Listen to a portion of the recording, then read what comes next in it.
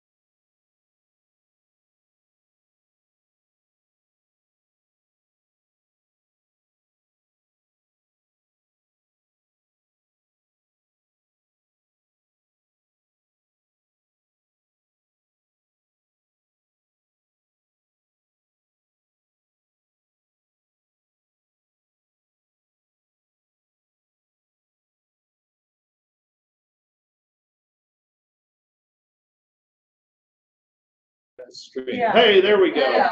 There we go. Now we are live. We are hot. We are making things happen right here in Vegas. Hey, technical difficulties will happen. Okay, Science Bob is on the right. Nicole Sackett is on the left. And we got everybody here. There's like 70 people, 60 people here hanging on out with us on our first ever live broadcast in Spaced Out Radio Land. Now, I'm going to be honest with you. I'm a little nervous right now. I am totally nervous right now.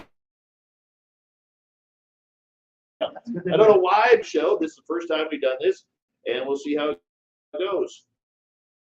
So what we're going to do is a little bit special tonight because we have a lot of special guests in our crowd right now that will come up and speak with us. Sometimes Nicole will interview them, Science Bob, myself, and maybe we'll get Jim Goodall in here to give us an update on how he keeps his hair so nice and tight, each and every night.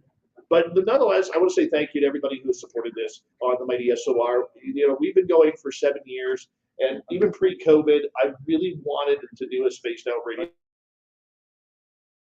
party. I talked about finally bring it all together to have some very special guests here with all of our listeners that are very special. It really means the world to not only myself, but our entire SOR team, even the people who couldn't be here this weekend. I mean, we can't do it without you. We have a lot of fun doing what we do.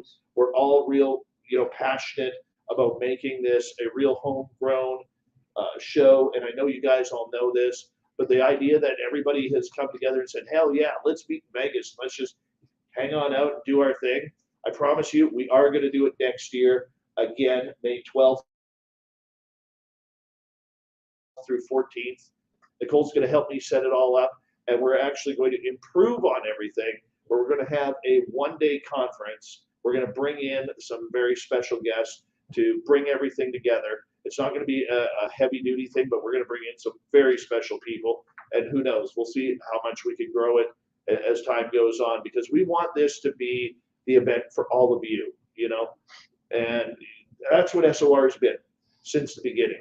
And when I put this together 7.5 years ago, I could only dream of being in this spot where we are today. And I want to say thank you to all our listeners who are watching. And just so you know, if you are on YouTube, watching. If the signal does cut out, because it has been doing that, it's the hotel Wi-Fi. We'll just stay put. We'll quickly rejoin. But for everybody out here, we'll just keep going and everything like that. So it's really cool. We got Bigfooters. We got UFO people. We got Sean Cahill and his beautiful hair are here. Literally, he looks like Rob Zombie. You know, little Tommy Whitmore from MUFON is here. He'll be joining us. Misha Johnson will be here. Katie Grabowski. Otherwise, she's Moonbeam now. Katie Moonbeam. Many others. How you doing, Science Bob? I'm doing here with everybody, and all in my costume and having fun, and I've even managed to stay sober for a few minutes. Nicole, how's your sobriety? Viva Las Vegas. I haven't fallen off my high heels yet, so the sobriety level is still good. Yes. So what Nicole did, she actually left her high heels off until she got to the door. Then she put them on to come sit down, and Now I'm sitting. So now she's sitting. So she's good.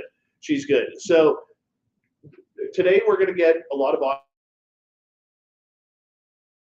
audience questions because so we bring up our special guests over the next couple of hours. If any of you have any questions, just raise your hand. We will get to your question for the show and for the guests, because I really want this to be interactive and have all of you that are here have that opportunity to ask some of these great people who are here to be involved and get everything going. So ask your questions. Is that cool?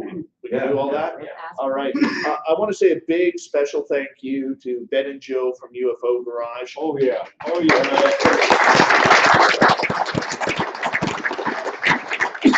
Ben and Joe are two of the greatest people I have ever met in this field. And we met a couple years ago at Laurie and Fenton's UFO Con 2020. And literally like 8 days later, the border shut down, and responsible for helping get all the audio and everything together today. And Joe, thank you so much. Joe's beard is fantastic. I've got a couple of pictures tugging in, and one day when you shave that, I will add it to my beard collection. That's all I want. Okay, I appreciate that. But we're gonna get things going here. Science Bob. Yes, sir. The hell are you dressed in? Well, this is my Halloween Einstein costume.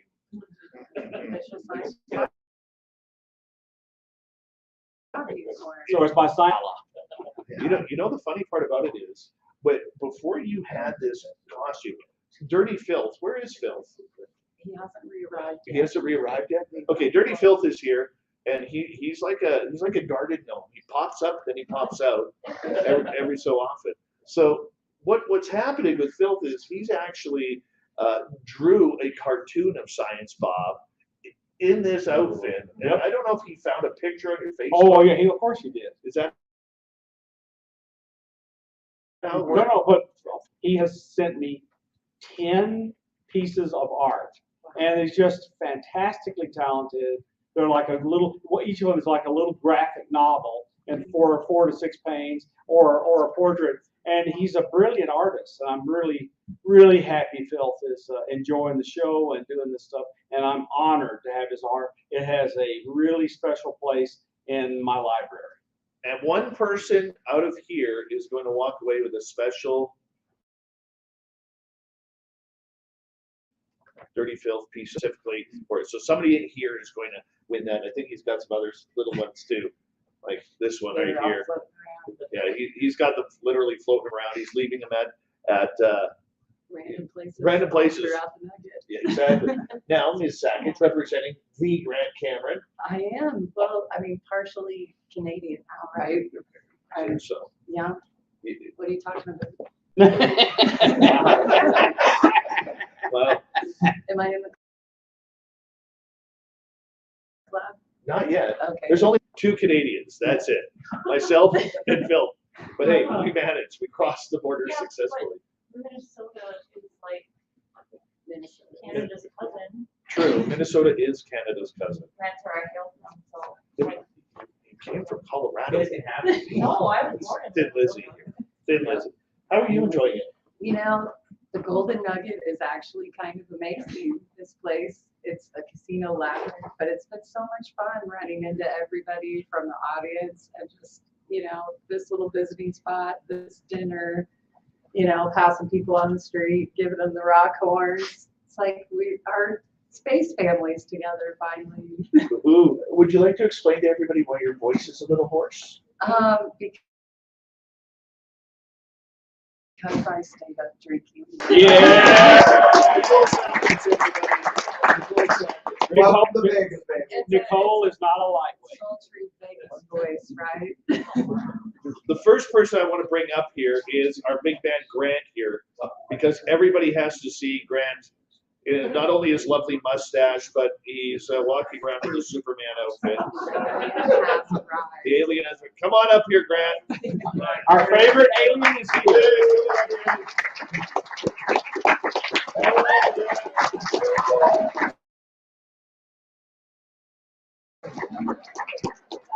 Come on over here. I only did this for you. I only did this for you. All right, so we're on live, right? Yeah. Here we go. There it is. You got skills, dude. Hey, the only reason why I'm here is because of this man I right here. get it. This Oh. gentleman right here is the only reason why I'm here, and I love you. Your Okay. show has literally inspired so many people. I almost cussed there, just for everybody else. Editing.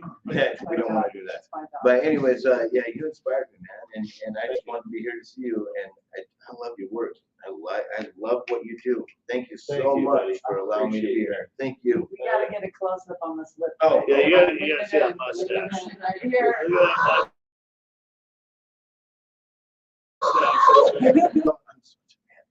Cameron, it's not even funny. Thank you. I love you both. So what do we got? Yeah. That's it? All right. Well, then I'm He's done. not great, Well, we're everybody. done.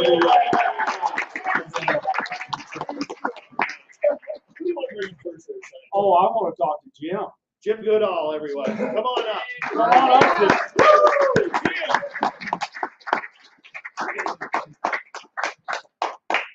We'll have some fun. Jim, 2 solid days in San Francisco, and he can tell his stories to me 100 times, and I'll never get tired of them. So Jim has been working really, really hard on a new book. He's got some of his books here on Skunk Works and the SR-71, but a lot of people don't know, and they should know, that Jim is the premier documentarian on the nuclear submarine fleet, and I love this guy. And tell us about your new book, Jim. My 29th book, and I absolutely hated school in college. I mean, I would do everything I could to avoid that. But my newest book is on it's Rickover's dream. It's the nuclear Navy Nautilus to Columbia class, and I cover all 227 plus nuclear-powered submarines for the United States Navy. Every sub has at least 3 photos. I have a sort of a bio of, when they went into service, when they went out of service, all the lead boats, 2 to 4 pages. Some of the more unique subs, like the NR1, I have like 6 pages. Some of the really spooky stuff, I have a lot of coverage. It's right now it's about 320 pages. It's at my publisher. It's Osprey, same people who did my Skunk Works book, and it's 1,289 photos, and every one of them had a caption. So there's about 45 to 50,000 words of just captions in there. And I have a gentleman who's he was in Annapolis, and he's a nuclear engineer. He helped develop some of the first nuclear-powered reactors for submarines. He worked on the original one for the Nautilus, and he's absolutely nuts about my submarine books. And so because of his level of enthusiasm, I felt I had to go forward and do the ultimate book. And there isn't anything out there, and that's also why I did my Skunk Works book. Jay Miller came out and had one on the 50th anniversary, and he's more or less quit writing here quite a while ago. And I decided, I'll just follow in his footsteps. And my Skunk Works book. When I had a book signing at the Lockheed Skunk Works at Palmdale last year, Jeff Bavion was my captive he was the vice president general manager.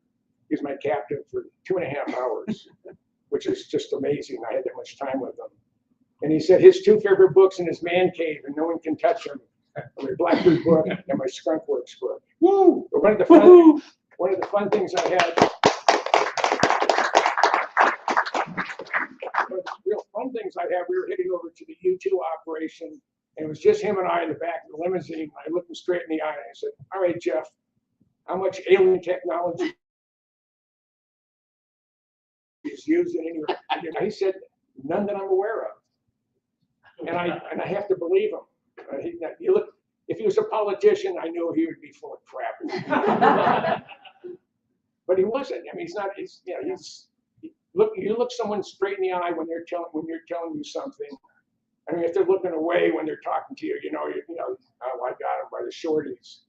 But he said, I have absolutely no knowledge of any alien technology used in current or future projects. Said my job is to look to the future, not to the past. And I said, I have your book. That will give me an idea of what we have done. He said, but it doesn't mean there weren't developed craft that he's not aware of. Because one, he may not have the clearance. And again, he's looking forward, not to the rear. So, and from here, I give a probably the most ironic talk I'm going to give in all the time I've been a writer. I'm going to Beale Air Force Base next Wednesday, the 27th, and I'm giving a talk to the senior officers and senior NCOs on the history and development of the Blackbird, which is my book. So it's kind of ironic. And then I go see an unknown guy. Some of you may have heard his name. I'm going to spend, I think, 2 days, at least 2 days with him. I'm going to go up and visit Bob Bouchard. Oh, yeah. He lives. I've known Bob before he went to work out in the desert. I met him through John Lear.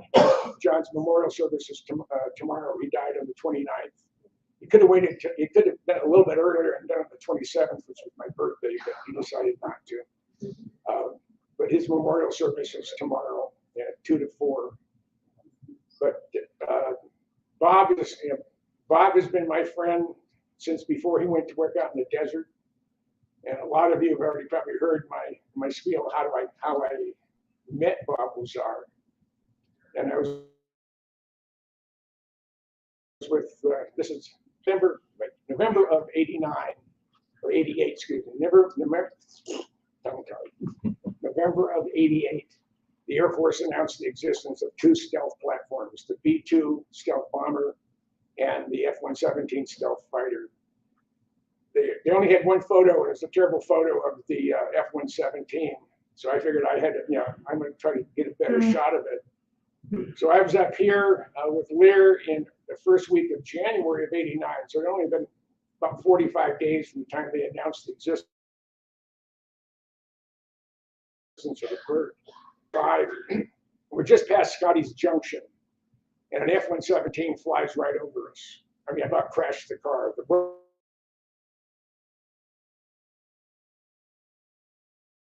They're at the test site. They never say Area 51. They either says the ranch or Kelly's Ranch or the test site. Big kick out of my email. It's Area 51 at WhidbeyIsland.com.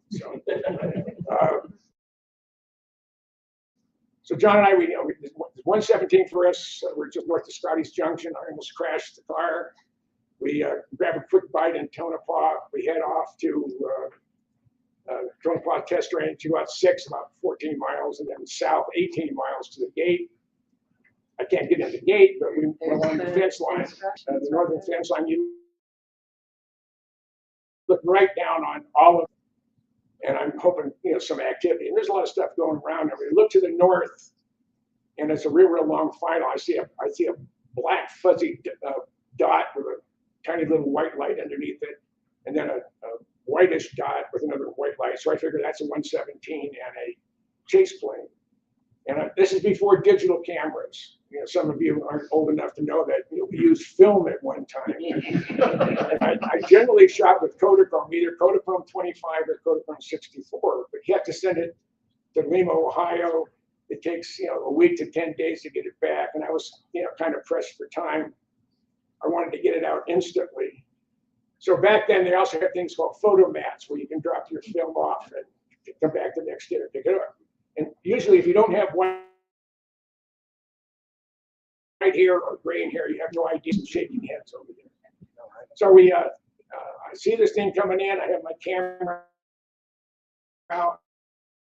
I have 36 exposures, and I was like maybe a 10-year-old kid seeing a naked woman for the first time. My whole body is just literally vibrating. I can't stop it. And it's coming in, so I'm starting to shoot. I went through all 36 exposures. I thinking to myself, God, I hope they're not all blurred. So we jump in the car. We head east on 6, Highway 6, and we get to what is now called the extraterrestrial highway, Nevada 375. Head down there. And we stopped in to see Leanne, had a bite. And I knew we were going to get back to Vegas after 9 o'clock at night, so I knew the photo mats would all be closed. So I was really bummed about that. So we get to John's about 10 after 9, and he said, I got a buddy of mine coming here. He's just moved here from Albuquerque. He's interviewing for a job out in the desert. I think you'll like him, okay? So like 15 minutes or so later, there's a knock on his door. John answers the door, brings him into his study. And anybody who's never seen a picture of Benny Blair's study, it was really an incredible thing. It was about a 20 by 25 foot square room. You couldn't put another photo on the wall, almost from floor to ceiling. And he had so much stuff in there. I don't even know how he moved around, but that's beside the point. So a young man comes in and he introduces himself as Bob Lazar. He said he's interviewing for a job out in the desert. He doesn't know what he's going to be doing, but it should be fun. So I told him about my dilemma of having some print film that I need processed. And he said, well, I have a C41 processor at home. Let's go to my house. So we jump in his car, and we're about a block from Lear's house, and he stops and looks at me. And he said, I feel sorry for that dumb son of a bitch, Lear. I said, what do you mean? He said, that dumb shit, he believes in UFOs. I mean, he's from the world famous aviation family. His dad brought Learjet to the world, and he believes in UFOs. That's how stupid is that? He said, I'm a nuclear, I said, I'm a physicist, and if I can't prove it mathematically or put my hands on it, it doesn't exist. He said, okay. I said, you couldn't even put a gun to my head. I went to his house. We processed the film. Surprisingly, I only had a couple that were really blurred. I mean, it looked like I was on a vibrating machine because it was going like that. And the rest is history. A year later, he's a silhouetted guy named Jared talking about doing reverse engineering on alien spacecraft. And when I get done here and I go to Deal on Wednesday, on Thursday, I will be at Bob Lazar's for a couple of days. So. Anybody have any questions? So I was bragging to him earlier about my one time as a writer on the USS Hampton, which is a Los Angeles class nuclear submarine, where we were doing an intelligence operation, and Mike Mathis was the captain, and we had a good time. And I can't tell you anything about it, but Jim can tell you that I'm small potatoes. How many submarines have you been a writer on? Right, I'm a retired Air Force guy. I'm a master sergeant, and I've been on 20 nuclear-powered submarines, primarily taking pictures. I do got a question. The nuclear subs, I've heard a couple of them have, about past 10 years, there's already been a couple of them that have been sunk to the bottom of the ocean. Is there a process or a procedure that is followed by the Navy, or by any other Navy for that matter, to retrieve the nuclear warheads from these submarines, or do they just leave them there? Oh, when the Russian sub sunk in the Northern Pacific, the Russians thought it went down at a certain, it was 1,800 miles where it really sank. our Navy guys knew exactly where it was, and they worked with the Hughes Corporation. They put together the Glomar Explorer, and it was sort of a dual-purpose ship. I saw it in Long Beach Harbor, in, I think it was in '71 or '72, and they said they're going to do deep ocean mining for manganese nodules. But I talked to one of the guys from Lockheed who helped develop the claws, and they said they lost most of the submarine and they only had 5 bodies. But he said in reality we got 2 of their nukes, and they were detonated at the Nevada test site. So we know what their nukes were capable of, and they weren't. I mean, they were very crude by our standards, and if they operate the same way as the Russian tanks are in the Ukraine and the armored personnel carriers, I think we'll be just fine. Yes, sir. I just want to say thank you. I'm real hard of hearing, so yes, speak. Thank you for your service. My pleasure. I don't know if I do it today, but I did 27 years worth. Now, Bob, I just want to sneak in. I have a picture of you on that submarine. I know you do. Yep, it's there. It can be found. And I told my pitching submarine, I have my one hero shot. I'm on the USS Connecticut, and I'm at the ballast controls station. Chief of the watch. They call him a cow.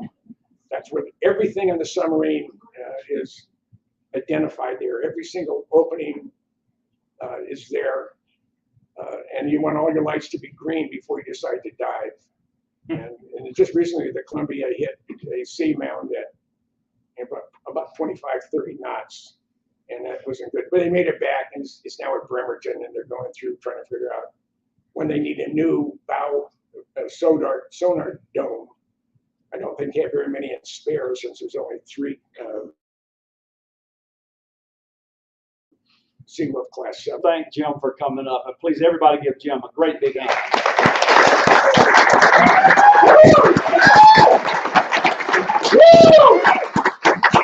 One quickly, I still have a couple Skunk Works books, and I have quite a few Blackbird books if anybody's interested.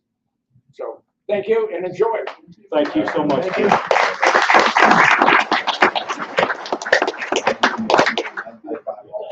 right. I'm going to sneak back in here. Excellent. It's amazing when you get a legend like Jim Goodall coming on and being a part of this, so that makes it real special.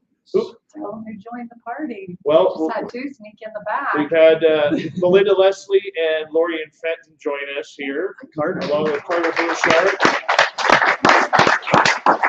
We'll get them up very shortly here as we continue the live Space Out Radio party from Las Vegas here. And where do you want to go, guys? We got a few others here. I think we talked to Bigfoot. Yeah, let's do some big. It's a Bigfoot. Yeah. Nate Rudd. Nate Foot. Come on up here, buddy. I gotta bring this guy. Bring Corey too.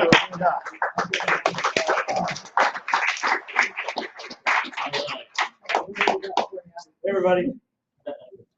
Right here. All right, yeah. All right, so we got Big Bad Nate Rudd here, his son Hallmark.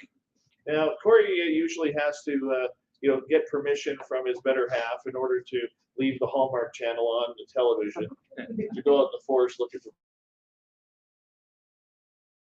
Bigfoot. What do you think about that? Gross girl parent myself. I think we call that projecting. So I got here yesterday, and the whole time, all Dave wanted to do was go watch the Hallmark Channel in his room. So, usually when you're embarrassed about something, you project it onto somebody else, and I think that's the case we got here. So Nate and Corey, they are from Washington State in Spokane, and they are Bigfoot researchers with Washington, Idaho. Bigfoot search? Yes. Okay. I thought it was something else. I know. I always say it's something Yes, else. Washington Idaho Bigfoot Search, or WIBS. It sounds goofy, but it's easy to remember. Idaho Sasquatch Search, right? Whiz. Yeah. So, we're from Spokane, Washington. We're kind of passionate about it. I had a real real interesting experience quite a few years ago. I won't get into all that now. You can find all that online. You go to our page, our YouTube channel, you can find all that. My son Corey actually founded the group. It was his idea, and the idea was to have a place where people, experiencers could come forward and tell their stories. So many people out there are, I don't want to say embarrassed, but they're reluctant to come forward because there's still a stigma with the subject. And I believe that for as many sightings and encounters that we know of, there's just as many or more that we don't know of. And that was kind of the idea behind the group. So we've had some hair-raising encounters, and yeah, Corey? Yeah, exactly. You'd be surprised as far as how many people have had an experience, even just personally talking with people on the street and just bringing up the subject, not being afraid. There's so many people that have had experiences and have never told anyone about it. And all it takes is you to be open to them and bring it up, bring the subject up to them, and people will open up to you. So I think that was kind of the purpose of our group. We love to be out in the woods, and even if nothing happens, we just love to be out camping and be in the outdoors. But I think it's really important that people have somewhere to go to talk about their encounters and share it with someone else so they know they're not alone in their experiences. And that really is the big thing, like seeing Sasquatch.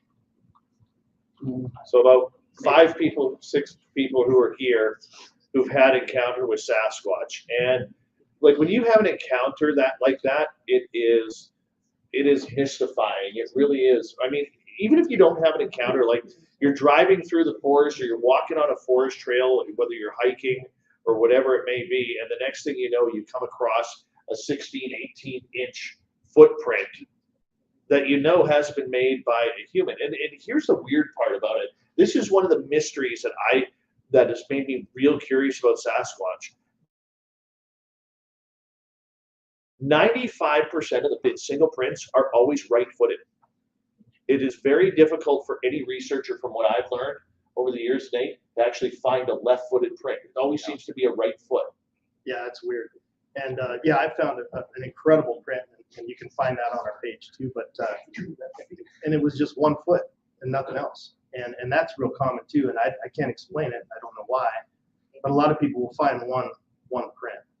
So it's almost like they're leaving a clue for us. But they're good, Jim. Joe, the movie where the guy had 2 left feet. It could be. It could be. He walked around in circles a lot. If I'm not mistaken, that print we found is what you were out hunting. Yeah, just honey. Yeah, and a lot of the time, you know, it's really weird. We have this saying where once they're aware that you're aware of them, we call it your tag. They tag you in a way.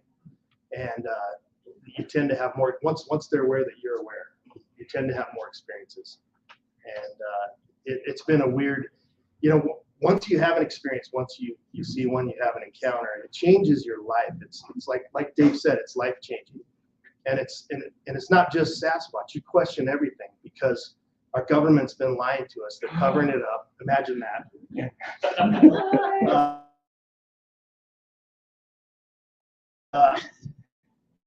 Yeah, I believe people deserve to know. They're taking their families and their little kids into these places where there may have been an aggressive encounter. I believe that people deserve to know going into that. If there's an area where there's been stuff has happened. And so, yeah, it's just, it opens so many rabbit holes, and it's not just Sasquatch. We're going to get to some questions from our audience here. And Grant, we'll start with you. So with Sasquatch, when it comes to that gentleman, his ability to be able to mask himself and run silently through the woods, which I have personally seen myself. Have you experienced that before yourself? Yes. Or there's a lot of stories about that? Is that the cloaking? And I'm telling you right now, he's not cloaking. You have the ability to run through the brush and trees and whatever. Yeah. And my encounter was, I don't remember the trees now, but he was able to run very quietly. Mm-hmm. Yeah. And that was very interesting. And he was great, by the way. I'll be darned. Yeah, we've had, I won't go into it here because it's too long of a story, but my buddy and I were chased out of our hunting camp in 2017. And we had super loud knocks behind our tent. We had growls outside our tent.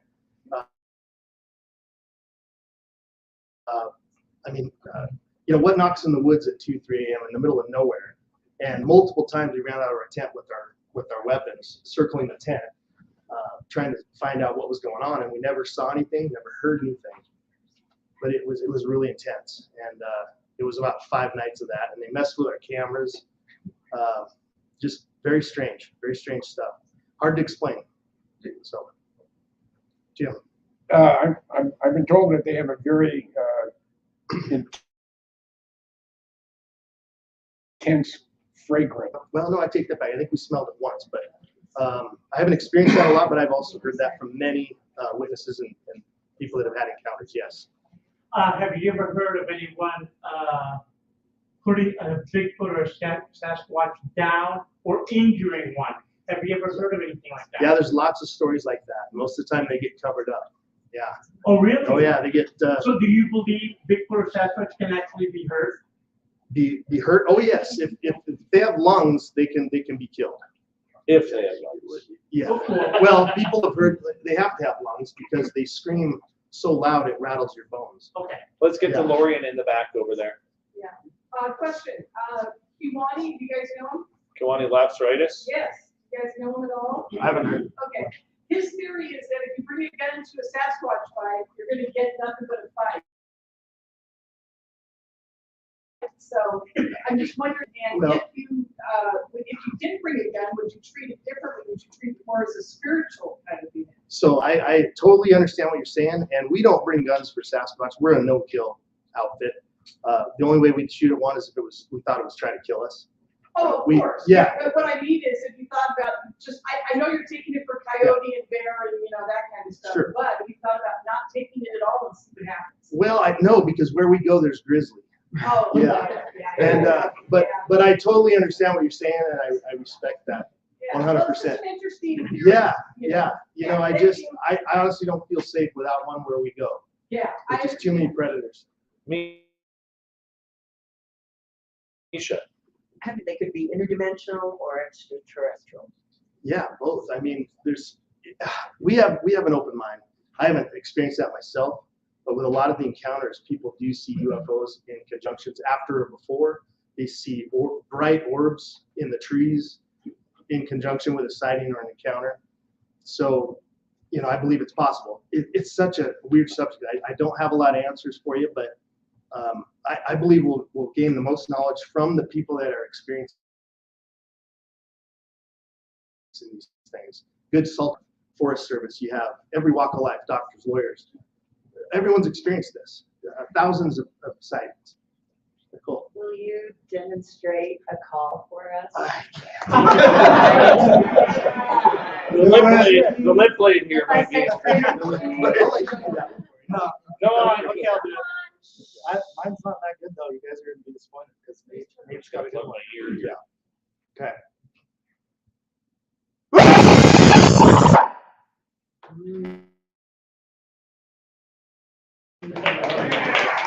We gotta say we don't do that a lot. We do that very sparingly. We don't go out and just knock on trees and scream in the woods. It's a lot of times the most success you'll have is when you're really quiet for a couple hours, and then maybe you throw something like that out really late at night, and you take them off guard to surprise them, and you might get a call off a ridge over here, and then one will answer on another ridge. It's really cool. Okay. Thank you. Do you ever connect the Bigfoot phenomenon with David Pilates' missing 411 phenomenon? I followed David for a lot of years, and I followed him before he did the missing 411 stuff. He was a Bigfoot researcher. A lot of people know. And, I think it could be some of that could be Sasquatch because we know there are aggressive groups, but I think there's so many other things out there, including the extraterrestrials, other cryptids, other things out there. There's more than people realize, I believe. And these little kids that disappeared, they're found 2,000 feet up on a ridge with no shoes and no scratches on their feet. or they find the little kid alive, hopefully, but many don't survive, and they tell their parents that a big brown bear kept me warm. I think that was That North night. Carolina. Well, there's been many though. If you go back, and David has documented many of these stories where they found the kids. There's a couple in Montana, and yeah, they that's all the kid can put together in their head is that they think it was a bear because they don't know anything else, right? Kept them warm in a hole for 2 nights on a trail near where he disappeared. Just weird stuff. We'll take 2 more questions. We'll go with you first. Why do you think we haven't found, or why do you think scientists or anybody hasn't found any bodies of Bigfoot? Well, when's the last time anybody's found a bear carcass or a bear body or a cougar body? I think if they're as intelligent as we believe they are, they take care of their dead in some way. And I've been a hunter for years. I've been in the woods probably for 40 years, and I've never seen a bear body, a cougar body. I've seen elk carcasses like wolf kills, but nature has a way. Even if they don't take care of their dead, nature has a way of cleaning it up within a week. It's gone. So that's kind of the way I feel about it. All right, one more question, Joe.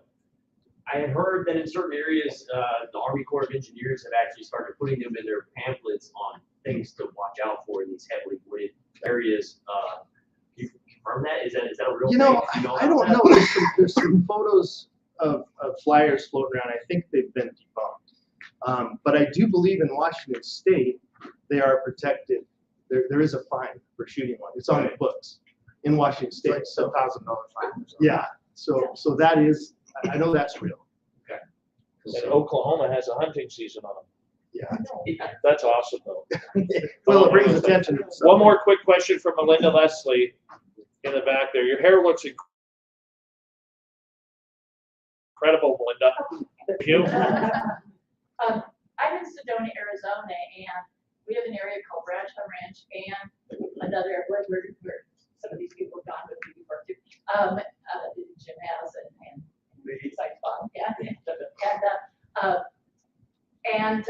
But there's another area over, I don't know exactly what it's called, but it's by BRB Ranch along a creek there. Are you guys familiar? Because that area actually has Indian rock art that when that's the feet and the body and also there's some ET drawings there too. Right. Are you guys familiar with that? I think I've seen what you're talking about. Yeah. But are you familiar with Bigfoot I'm not being familiar seen in Sedona? Yes. Good, good, okay, good. Well, in that area, in that general, the Four Corners area, that whole area. Well, no, specifically Sedona. Okay. This Bradshaw, they call her Big Girl. I got you. Well, I'm not surprised at all. I'm not surprised. Yeah. And I mean, she might be like 6 foot, but yeah, real wide.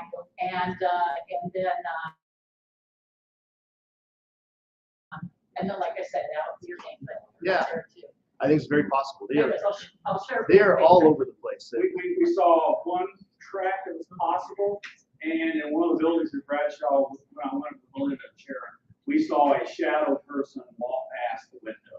That's and amazing. Melinda was going, "What? Something weird," and I saw the shadow person move across the window. That place is creepy.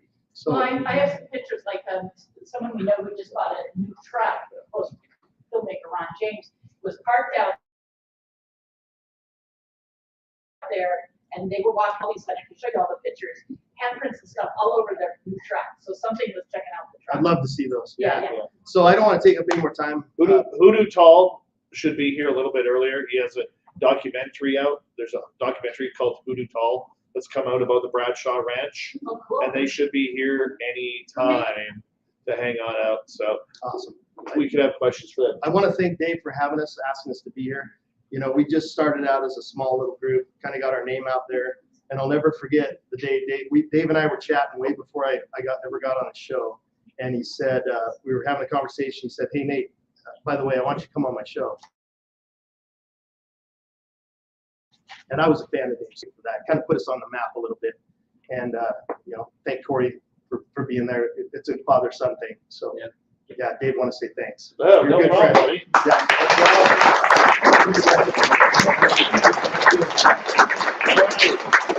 That's That's what I love Bigfoot talk.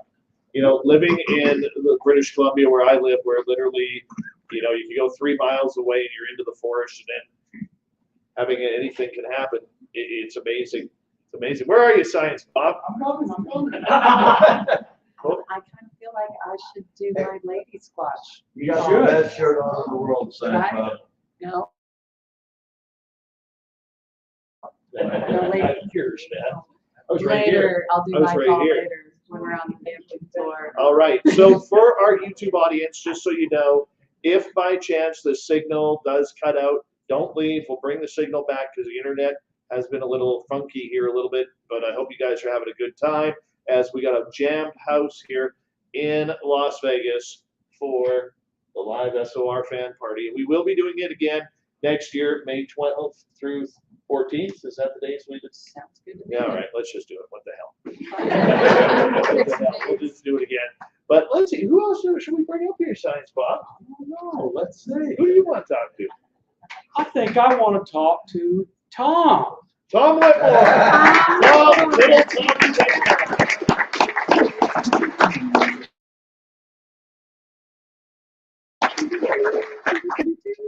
Get in the middle there, Tommy. So for those of you who don't know, Tom Whitmore is a director of MUFON. He is a recording artist with a new album out. And I really like the music, and I've been playing it at my telescope at night while I'm looking at the stars. So Tom, thank you for coming up. Tell us, Tom, anything you can say about kind of what's going on in MUFON, and we're this summer in Colorado. So tell us what you can tell us about MUFON right now. Yeah, and thanks, Science Bob. There are 3 things that MUFON does. We publish a monthly journal. We manage a network of field investigators, and we put on an annual symposium. And our symposium is going to be July 7 through 10 in Denver, Colorado, at the Radisson in Denver. I think I have that right. Sheraton. I'm sorry, Sheraton. And there's a whole lot going on at the symposium. Speakers. We have an MC. I'm reading this right here. Cheryl Jones. Our speakers include Peter Robbins, Michael Schrapp, Kathleen Martin of Experiencer fame, Tom Reed, the Hynek brothers, Paul and Joel Hynek, Peter Davenport of the UFO Reporting Center is going to be a speaker. So we have other activities as well. We have a banquet.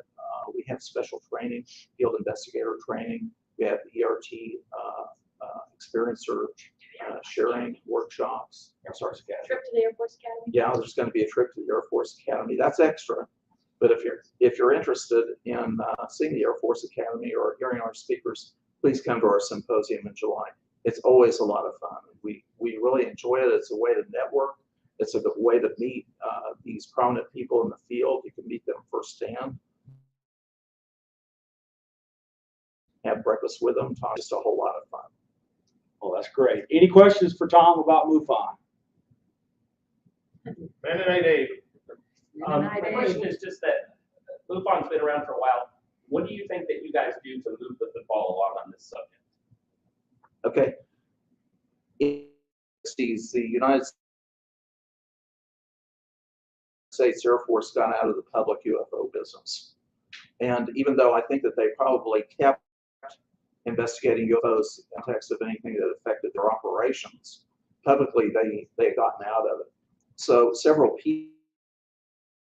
people who were very interested, multi-interests, and John Schuessler, 2 of the founders of MUFON, decided that there needed to be a civilian effort. And so they formed what at the time was the Midwest UFO Network, which was later changed to the Mutual UFO Network. But they began developing the investigators nationwide, and we have state directors, state section directors, and field investigators. So we have a system now. The field investigators are trained. We have a very good field investigators manual, and the field investigators have to pass an exam to qualify to become an investigator, and then they work under the supervision of a more experienced person, and then they start filing reports are as detailed as they need to be. They include both, plain data and textual additions to the report. And those reports go into our case management system. Our case management system has over 100,000 reports in it, okay? And also we have the paper files. At one time, all the files were filed in hard copy paper before computers. And those files have been scanned and they've been redacted and they've been put into a system as well. And thank you, Katie Grabowski, for that.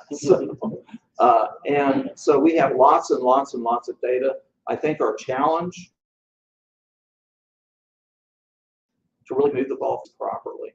And that's something that I, as a board member, have been advocating, and it's a challenge that I'm going to continue to address.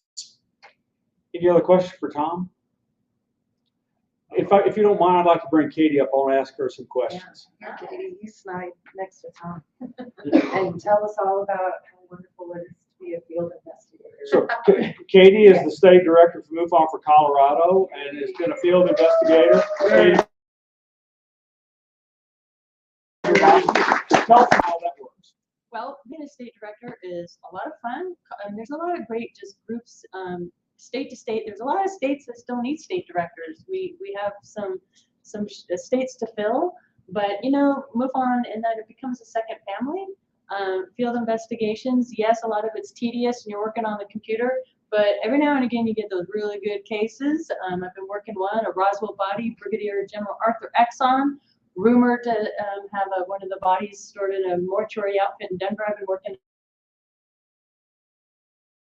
that for 3.5 years now. Eisenhower Archives, and and it's just great. And we do a lot of things. We do training, we do outings, we do all sorts of things. So it's a lot of fun, and it's great to be an investigator. So I know you've been good training too. I'm sorry. I know you've been working on some archive truck retrievals, and tell us a little bit about the really rugged process you have to go to do, and some of the archive retrieval things you have been doing. Yeah, and Tom mentioned that. It took about 3.5 years. Debbie Zibelmeyer actually started it back and organized over 10,000 MS pre-computer files that were all on paper. One individual file could have 300 to 400 pages, so we had 2 sets of eyes. A redactor would read over it first. You take out all the private names, phone numbers, addresses, medical information, anywhere you can. It was a delicate balance because we really had to leave it so a researcher could find the information that they needed to look at a report and research it, yet keep private and sensitive information private. And we kept both files, so you had the redacted version and the non-redacted version, but we got through all 10,000 files, and now we're moving into Project Aquarius, which will be worldwide. So I think we're working with Klaus Spahn in Sweden on that. And others as well. So these big databases, getting all this information together, finally where it all needs to be, and looking at it as one big picture, right? So it's this huge manual computer project, and look, the technology to do machine intelligence, sifting through all of that stuff, it is a lot of work getting the data ready. That's right. Yeah. Okay, so any questions for Katie? Yes. Orion. Yeah, tell us a little bit about your experience as a kid in that house. Yeah, I mean, that's the whole reason I'm in the field. How many of you heard of Skinwalker Ranch in Utah? Well, there's another ranch in Colorado. It was known as the Clearview Ranch. We were threatened and warned never to talk about it, and I picked up that dang book, Hunt for the Skinwalker, back in 2013, started reading about my ranch in Colorado that I spent time on as a little girl. You name it, we experienced it out there, and I've been investigating that now, gosh, a decade now, so working on my second book. It'll be all about everything I've uncovered, and it's interesting. Yes, I believe there was extraterrestrial activity and paranormal activity in that, but there was also a heavy military influence, and that's interesting. So I think both things were going on simultaneously, and the question's always been, how much of it was military investigation, it was caused by military, witch campers kind of deal. It's been a fascinating journey. How do people get your books? You can go to my website, katiegrabowski.com. Okay, Yeah, great. we're on Amazon. So a lot of people, as I said, don't know that Tom is a musician and a composer. Tom, tell us about your album and how people can get it. I've been playing the guitar since I was 14, and I started writing songs when I was in my 20s. And then I began composing on the classical guitar. He passed away in 2017. I underwent something of a burst of creativity, and I'd sit on my bed at night and compose all this music. I admit that I have stage fright, and I simply can't perform in front of people playing the guitar alone. It's like standing naked in front of people. I mean, you would hear every single little mistake. So I decided to record all the music I have. I went to a professional recording studio. In fact, the recording engineer is a Grammy Award-winning engineer. And all of the major music outlets like Apple Music or Spotify. And I also have a direct link you can go to and listen to it for free directly. So if anyone's interested, I'll be glad to give you the Well, and what is the name of the album? It's a very original title. Thomas Miller Whitmore Original Guitar Music. So, Lindsay Gordon, do you have a question? Yeah, I was gonna ask, have you ever been to the UFO Watchtower in southern Colorado? You know, I've lived in Colorado since 1970, and the answer to that is no. With my mom and brother, and it's really cool. Right, in the San Luis Valley, I mean, It's we're a hot- still, Gorgeous. I it's love pretty that hot, place. big hot spot out there. I love Yeah. that place. Yeah, yeah, for sure. Lorian. Yeah, I just wanted to make a comment. I hope it's okay with Tom and Katie that I do this. We're also looking for people to not just be field investigators, but we need people to start gathering people together and have meetings every month. And that's what I do up in Northern California is I have a meeting every month.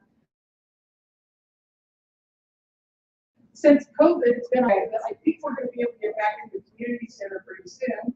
And Devlin Rudy's starting one up in Sacramento, and I heard we just need people in the States to also not just do field investigation, but be, coordinators of events and getting MUFON people together, because that's how we share information, and that's how we find, interesting data that I can take to Tom or Katie or somebody at headquarters and say, we gotta help this person.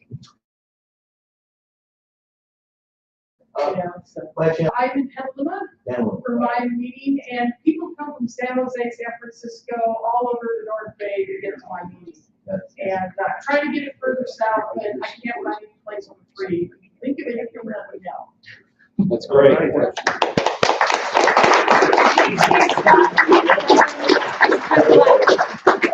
Thank you both for coming up. And thank you, MUFON, for all you're doing and all you're trying to do going forward. Hey, Science Bob. Everybody want to have a break? Do we want a 5-minute break? Sure. All right. So what we're going to do now on YouTube is we're going to keep this rolling live. You might see people strolling through here.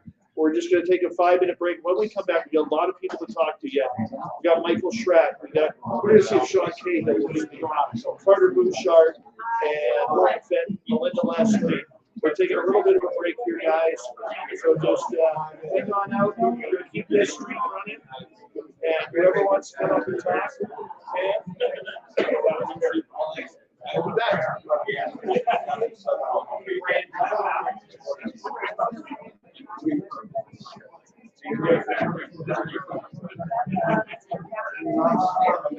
I'm only doing this guy got me.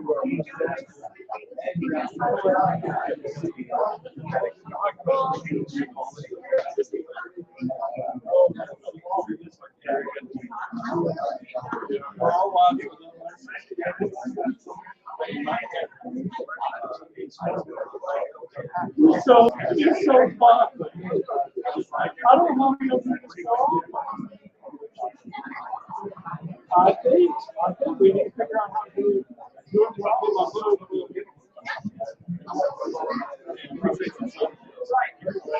I appreciate you.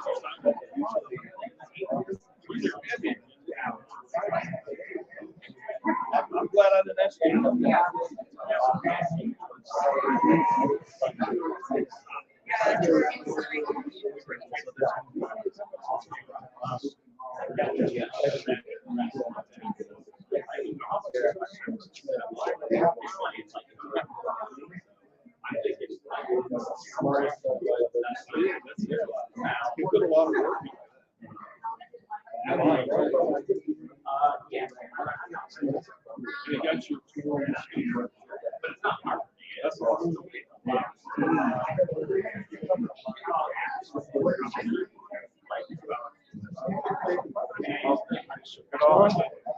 Good to see you again, sir. How are you doing?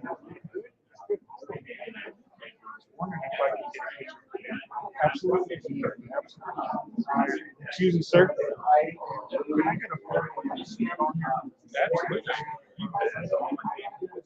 I don't expect it's low enough. I got like literally only the guy can hold it.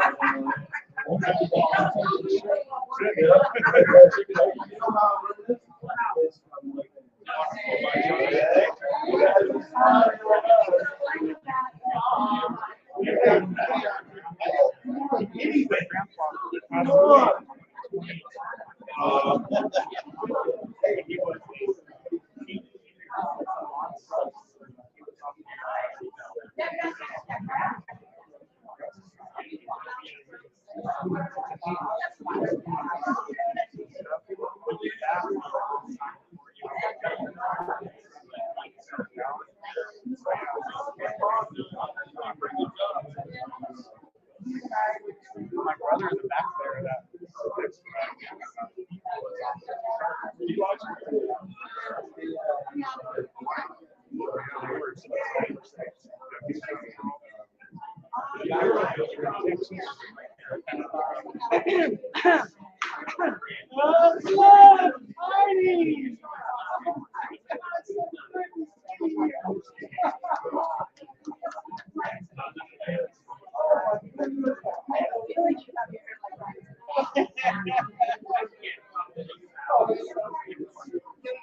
I'm having so much fun. Eric, this is Mike.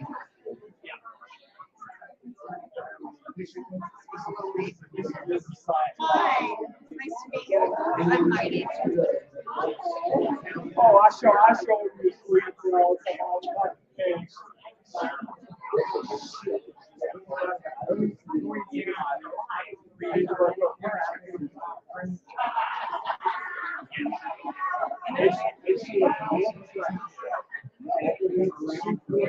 Weird stuff, UFOs, all these things. You remember the electronic voice showed up on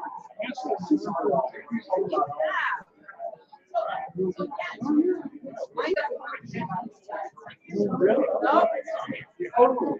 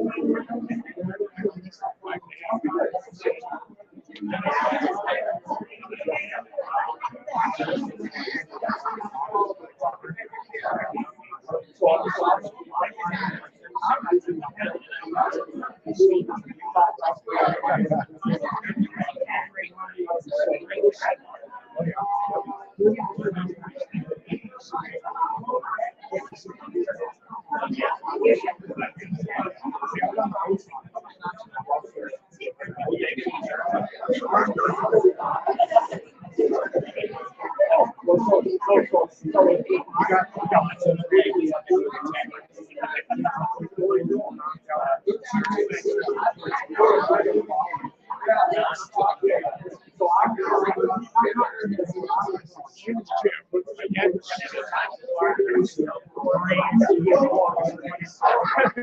That's what I do.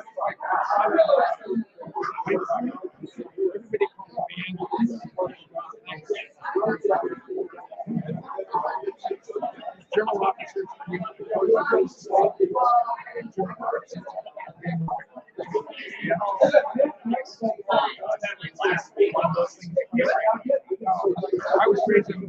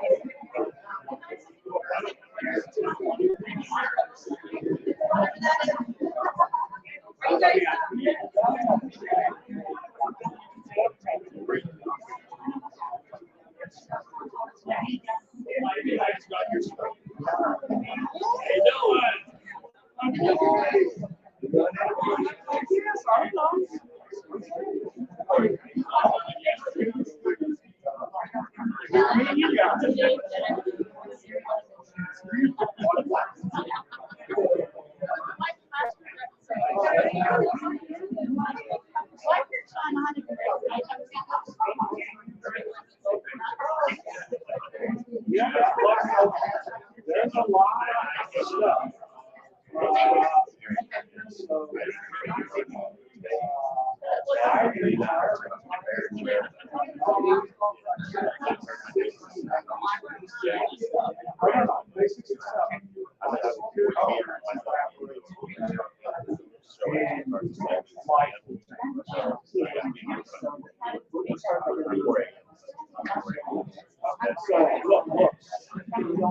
The other thing I got is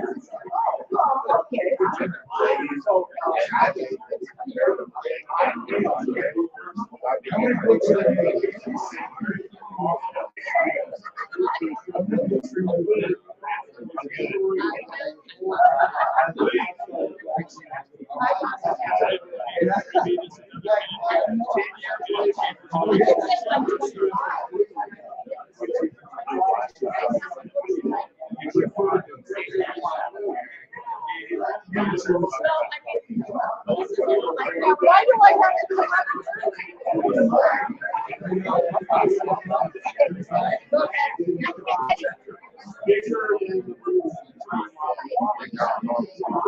up?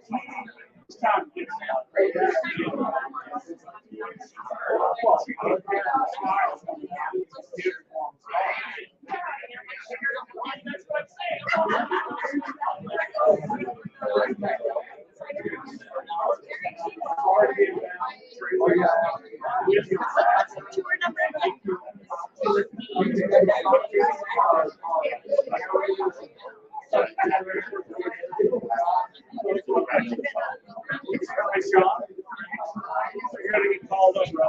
Okay. Oh, no. So he's like, he knows the war and all that.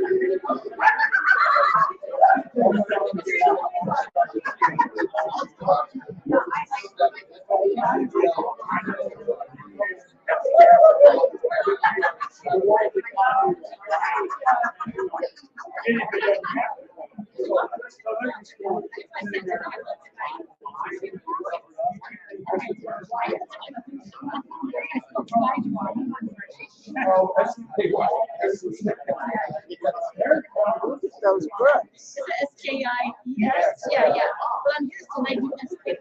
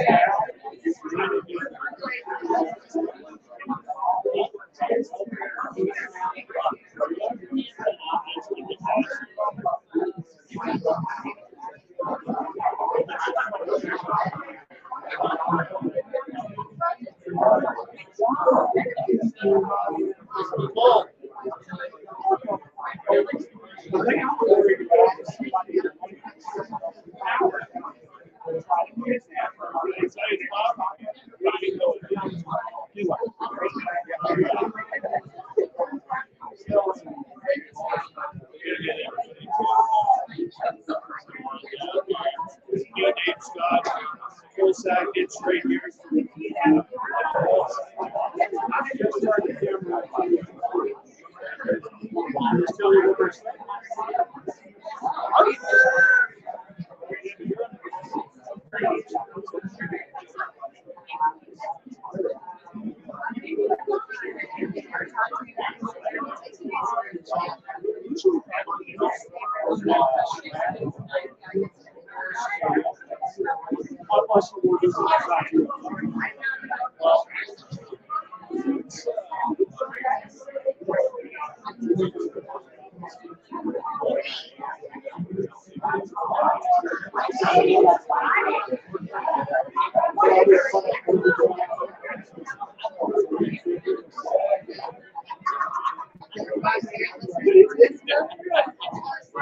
Okay, well, we got one.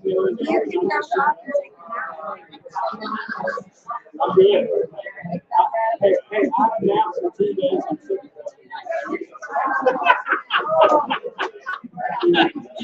I'm ready to get ready. Body bag.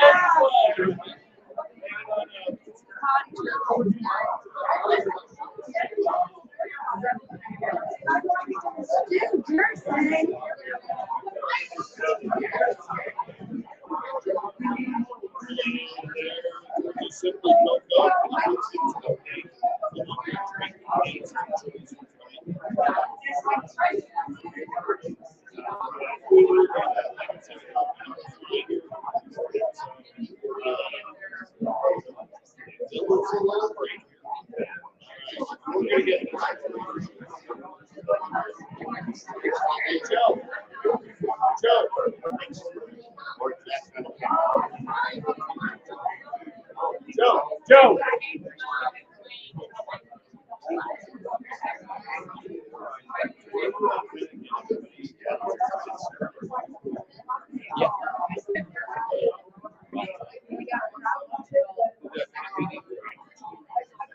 Can I get a woo-hoo?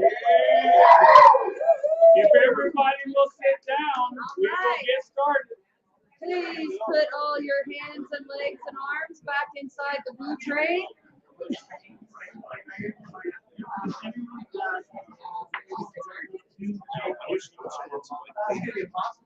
Huh? Well, that's impossible right there. Yeah, can't stop that. Yeah. It's usually the only reason I know around is because I'm looking like Rob Zombie too.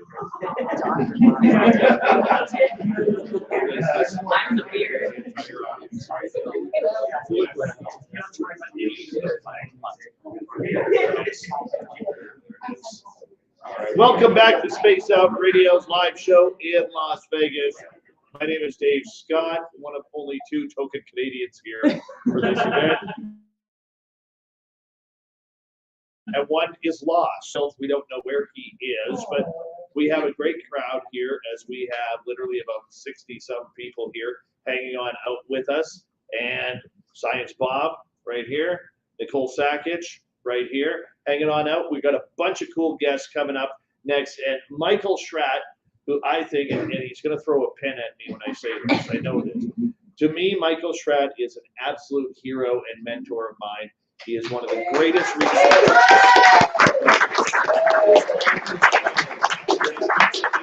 in history. And Michael came down here with Jim Goodall. And, you know, Michael, I can never speak enough highly about your research and your dedication to this field. So we'd love to have you come on up here and hang on out with us and you know, talk some airplanes, man.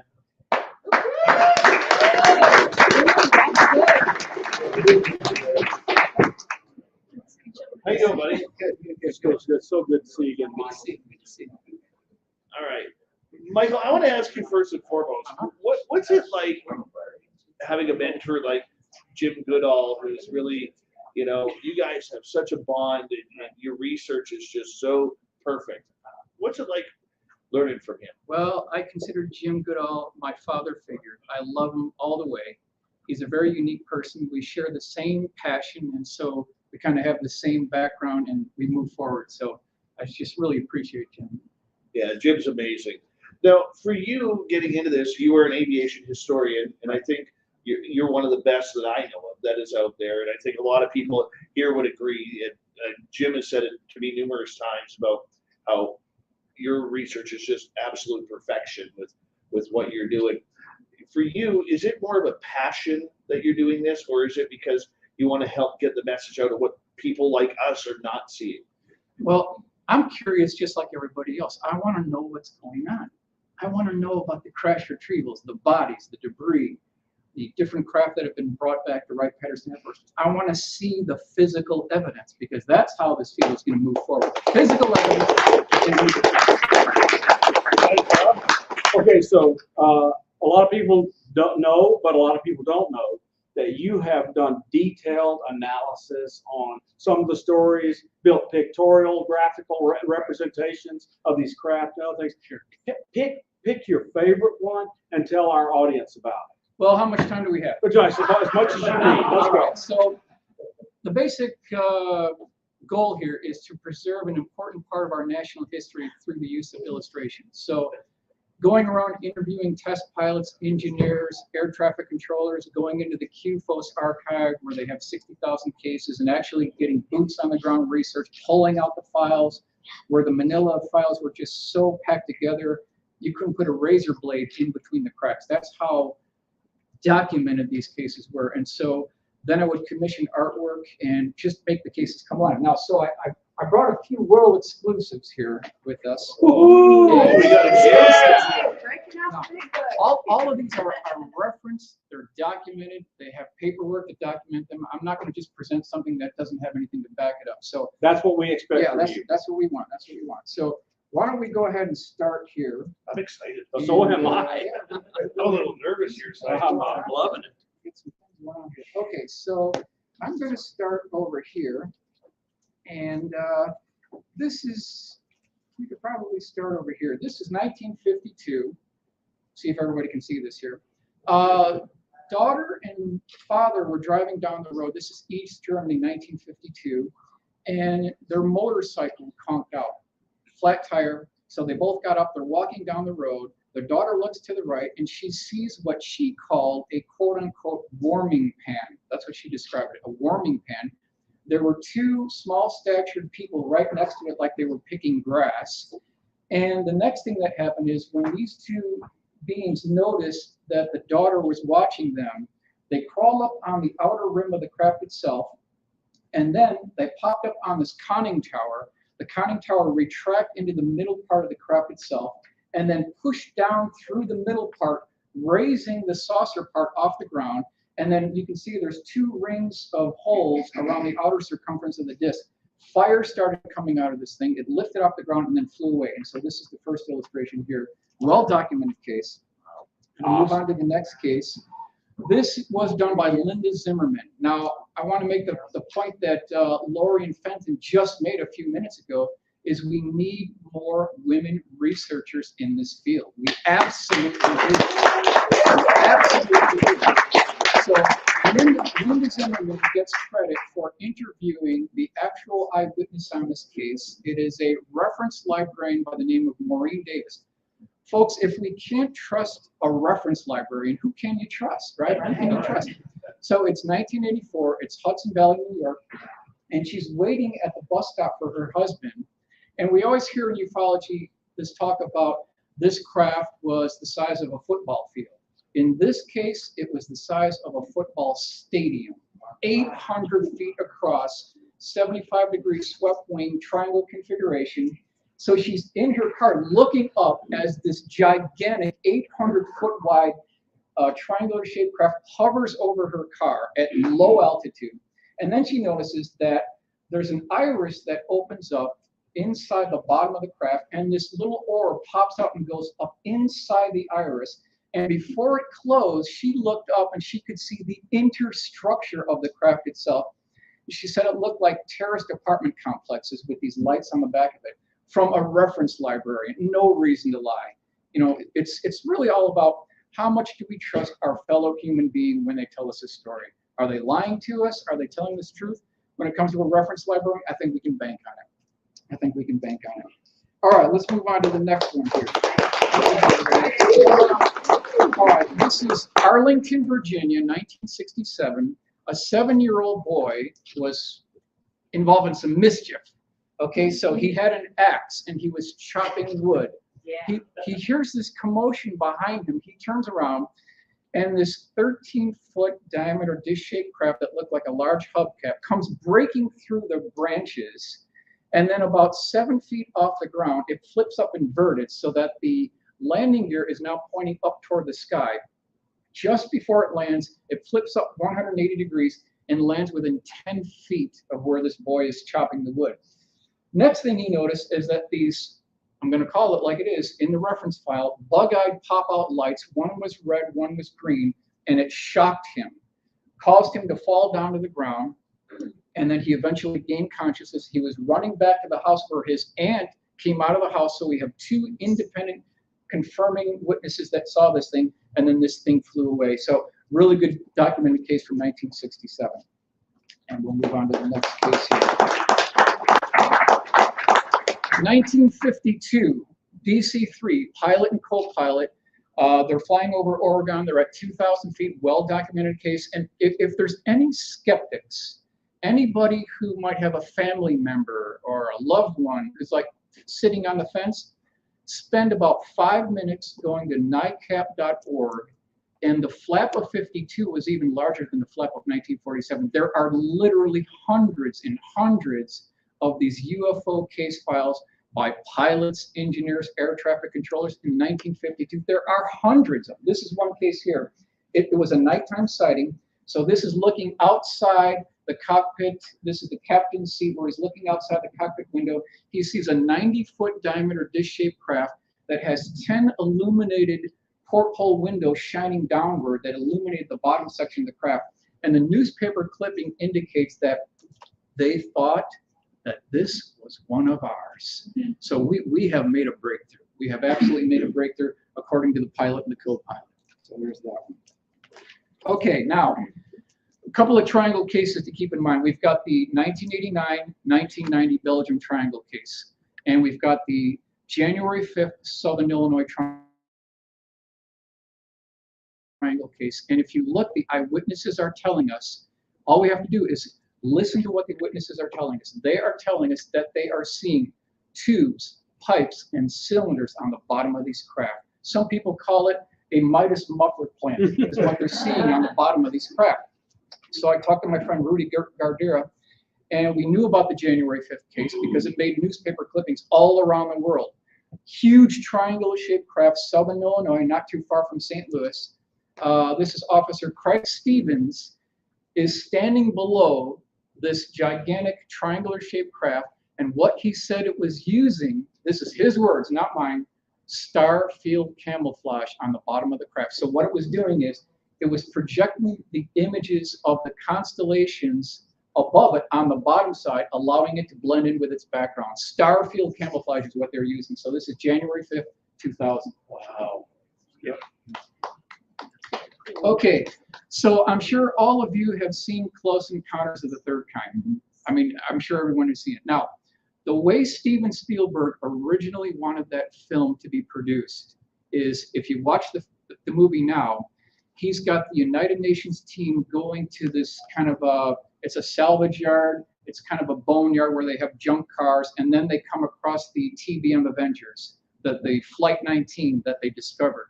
The original script, according to Steven Spielberg, was they were going to discover these craft in the Amazon jungle. That was the original concept, but there were cost overruns, and there were spiders and snakes, and there was rain, so they couldn't do it. So here is the illustration we put together of the crew finding the TBM Avengers in the Amazon jungle. We've got the Olmec head, we've got the Aztec pyramid here, but this is kind of the way that Steven Spielberg originally envisioned the beginning of the movie. Okay, let's move on. No discussion would be complete if we don't at least begin to cover Roswell here. And we've got some new information. This is the accurate map on what actually took place. So this is July 2nd, 1959, Roswell, New Mexico. Here's the flight path here. We've got the debris field at this location. This is northwest of Roswell. 5 nautical miles north of the debris field is something called the touchdown site that almost no one talks about, where whatever this thing was briefly touched down and fused the sand into green glass, indicative of high heat. Louis Rickett and Lincoln La Paz actually went to this location. Guess what they found? Aliens. Well, they found a black seamless box. To this day, we don't know if they've ever been able to open it. A black seamless box. So as the craft is traveling southeast, here is the impact site, but just east of the debris field is the second body flight. This is the second body site where 5 bodies were recovered and 1 was still alive. 2 bodies were ejected at this location, and so there's the map for that one. Now, it is now the morning of July 3rd, 1947, and we've got Timothy D. Proctor, who is 7 years old. We also have Mac Brazel on the morning of July 3rd, 1947. And the way they rolled back then is if you were old enough to walk, you were old enough to ride a horseback. And so we have 7-year-old Timothy D. Proctor with Mac Brazel discovering the debris. And there was a 10-foot wide gash that was 200 feet long. And they discovered 3 types of debris. Number 1, they discovered debris that was as thin as the tinfoil on a cigarette package that could not be cut, could not be burned, could not be dented with a 16-pound sledgehammer. They also found debris that when you crumple it up and you let go, it opens up like quicksilver and it takes a minute to fall down to the table below. Third debris was multiple different I-beams. If you cut them with a bandsaw, there's an inside radius revealing the pastel type configurations and lettering. Now, let's move on to the morning of July 7th. So whatever was there, whatever bodies were there for the night of the 2nd, the 3rd, the 4th, the 5th, the 6th, on into the 7th. So you can see the bodies were already decaying. They had critters. So when they finally got there, it was a gruesome sight. So here's the morning, early afternoon. This is right in the July 7th time frame. We've got the, now this is it's more of an egg-shaped craft with a dome on top. There was a hull breach on the side. 1 body was recovered that was still alive. Over here, we've got the 18-wheeler tractor-trailer lowboy that was brought all the way from Roswell 509th Bomb Group and then brought it back to the base. We've got the ambulance here, and even Don Schmidt confirmed that this was the vicinity right by the water tower and the windmill where the craft actually came down. Now, it is now the 8th of July, 1947. This is plus or minus 5 minutes. The convoy from the 509th Bomb Group was going right down Main Street, and they had this strange egg-shaped craft with a dome on top that had a tarp on it, and then ropes concealing the craft itself. So this is just multiple paper boys that confirm this sighting right here. Now, I'm going to take you inside the hangar now. This is inside the hangar. You can see the bodies on the floor. And it's been about 3 months now. I got access to the interior, and I believe I stood within plus or minus 6 inches where they actually laid out the bodies. So if you talk to the manager of the Air Center at Roswell Air Center, you can actually get access to the interior of the hangar itself. Now, here you see over here the 2 caskets that they used. Small statured caskets were used.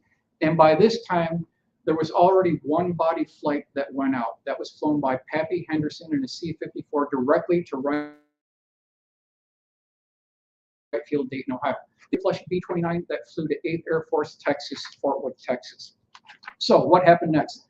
They took the crate with the bodies and they went to atomic bomb pit number 1 at the base. And instead of atomic bomb, they put that crate inside the pit and they had 2 perimeter screens with MPs ordered to shoot to kill anyone who tried to breach those circles. So I asked the question, and I posed it to everyone here and listening, why would you have 2 perimeter screens and then people with MPs and machine guns getting ready to shoot anyone over a weather balloon? Does that make any sense? Of course it makes sense. Only Goodall would say, of course it makes sense. So this is July 9th, 1947. You've got B-29 straight flush, which has been scrapped. I don't know why they scrapped this B-29. One of the most historical aircraft in all of history, the aircraft that transported the bodies, has now been scrapped. But now they're lifting the crate inside the bomb bay of the B-29. And then sometime after July 8th, 1947, we had the autopsy at the Aero Medical Lab at Wright Field, Dayton, Ohio. So The real question is, what happened to the survivor? I was able to interview Black Mac Marion Magruder's son. He lives in Phoenix. And Marion Black Mac Magruder was an ace pilot in World War II. And he taught America everything they needed to know about night fighting. America didn't know anything about night fighting in airplanes prior to that time. So he went over to England, he learned everything there. He was brought back to the United States. And in April of 1948, they received a very interesting call at Wright-Patterson Air Force Base. Very interesting call. There were 2 teams of 18 World War II pilots at Wright Field. They were having this very interesting meeting, and they were flown to Wright Field, this meeting, and they said, gentlemen, we want to show you something. And they brought in 2 boxes, and they started out handing debris from the Roswell crash because they wanted to gauge the reaction of our top pilots. Could they handle the truth? What would be their implications, the religious implications, the sociological implications? Could they handle it? Once they were done looking at the debris, there was another surprise. There was another surprise. So they're brought down this corridor. They make a left-hand turn. They're brought into a room about this size right here. And in the back wall, there was a one-way mirror. And they saw the survivor.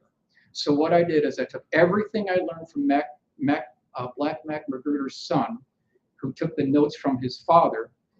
I integrated that into the information we got from Don Schmidt, Tom Carey, put that all together, and we have an illustration of the 12 to 18 team members from World War II looking through the one-way mirror into the survivor, and this is what it looked like. This is the closest we're going to get to seeing the survivor. This is what he looked like. He had kind of a hairless head. He had a very minimal nose, nostrils. He had a slit for a mouth, and they saw the survivor. They saw the survivor. Yep. So, show this. Michael, can I throw out there? Go ahead. Is this being who they refer to as Skinny Bob? Happy Henderson, who flew the body to Wright Field, he said that the body reminded him of Casper the Ghost. He was very squiggly. He had flimsy arms. He was frail, but that's kind of similar to what you're describing here. Mm-hmm. Yep. Yep. Incredible. This is why he's the best. No.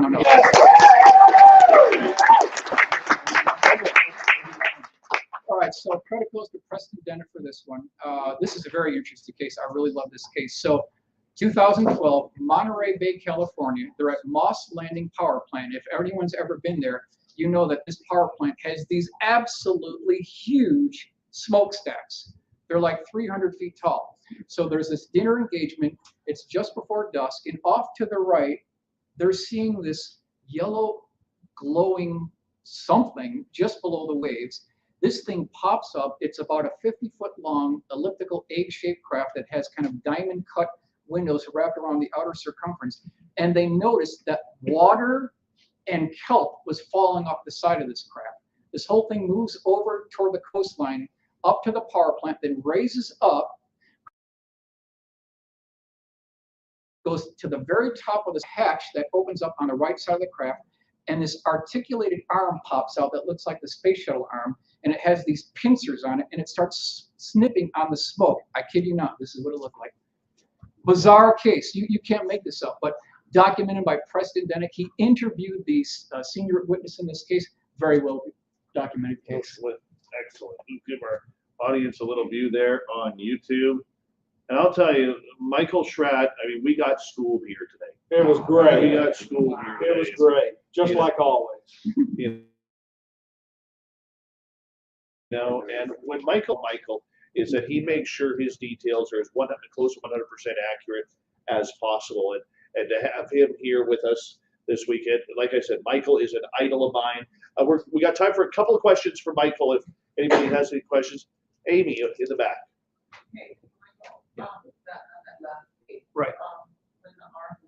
Correct. Was it taking samples from the smoke? That's a very good question. We don't know. I don't even think Preston Dennett knows, but it was absolutely snipping at the smoke. It could have been taking some kind of biological samples, whether they thought there was some kind of biological material in the smoke. That's certainly not the case, but we don't know what it was actually doing.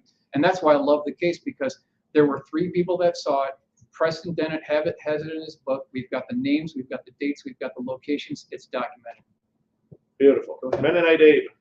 Is there any information on what became of the remains of the Roswell aliens and the craft today? Okay, Where would it be today? according to Black Mac Magruder, his exact words were, "It was alive, but we killed it." So we experimented on it. We did something to it. Well, all roads to lead to Wright-Patterson Air Force Base. I don't know if it's there now. It could be, but I don't know. But we do know that there's a facility at Wright Field. We know there's a facility at MacDill Air Force Base.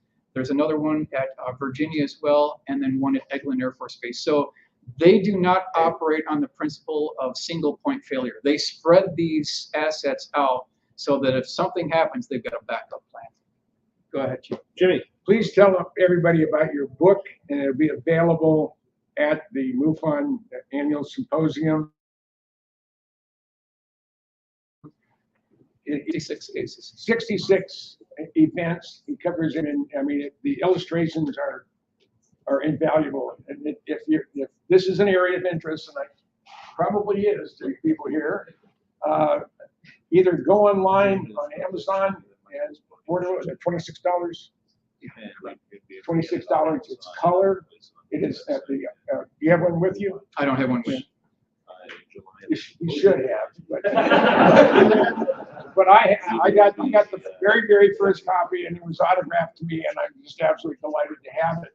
But it's book 1, and he has enough information to probably do 150 books. Oh, wow. That's awesome. So he has warehouses full of four-drawer filing cabinets filled to the brim of research. I mean, gives names, dates, police reports, FAA reports, official people looking at it. So if this is an interest, then you need to either order it, and if you go to the MUFON convention for Denver, he'll be there. And I wanted to go, but my wife is having an MRI on the 8th of July, so I can't. But when you're there, please, this is his passion. It's not our obsession. It's not something he's casually doing. He's in it 100%. So. I say we give Jim Goodall the pom-pom for the night.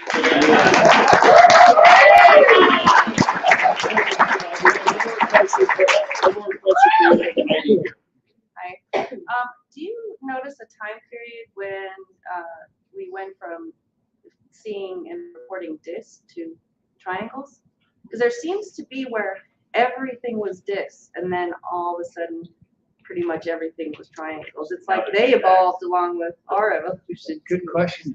David Marler is the premier researcher on the triangles, and he's got triangle sightings dating back to 1878. But to answer your question, there has been a shift in the configurations.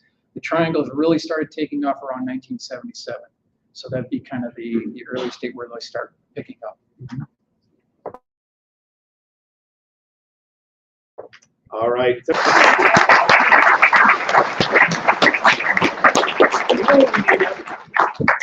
We need Joe from UFO Garage. Oh yeah. Oh yeah.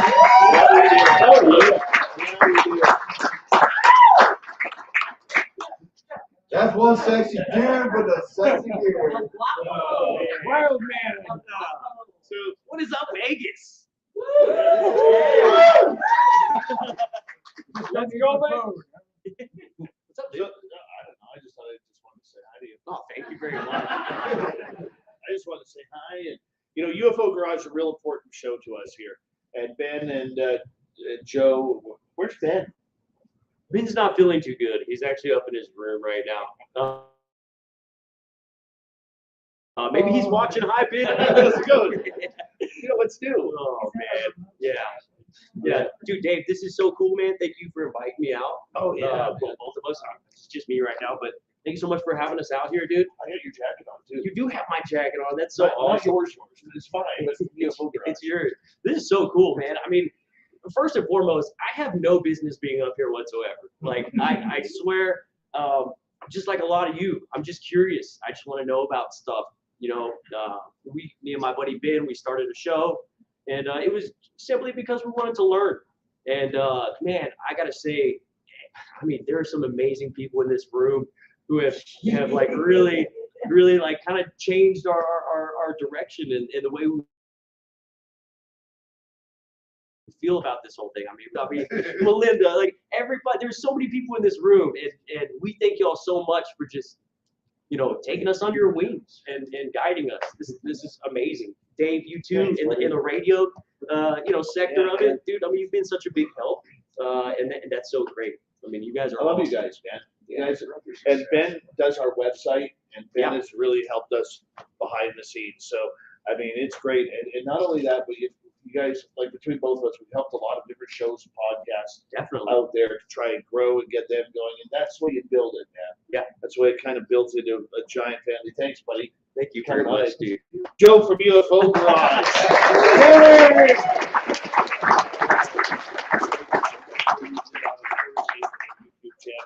All right, where should we go here? I'll tell you what. I We see. found another Canadian. I see another Canadian. He needs to come on up here. Come on. We demand it. We demand it. Come on.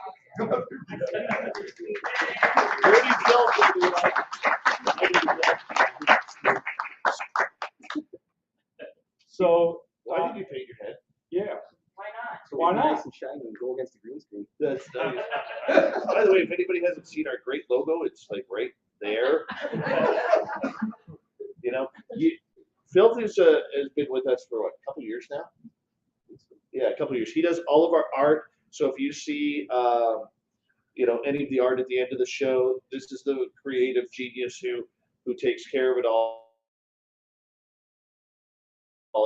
And absolutely rocked my world.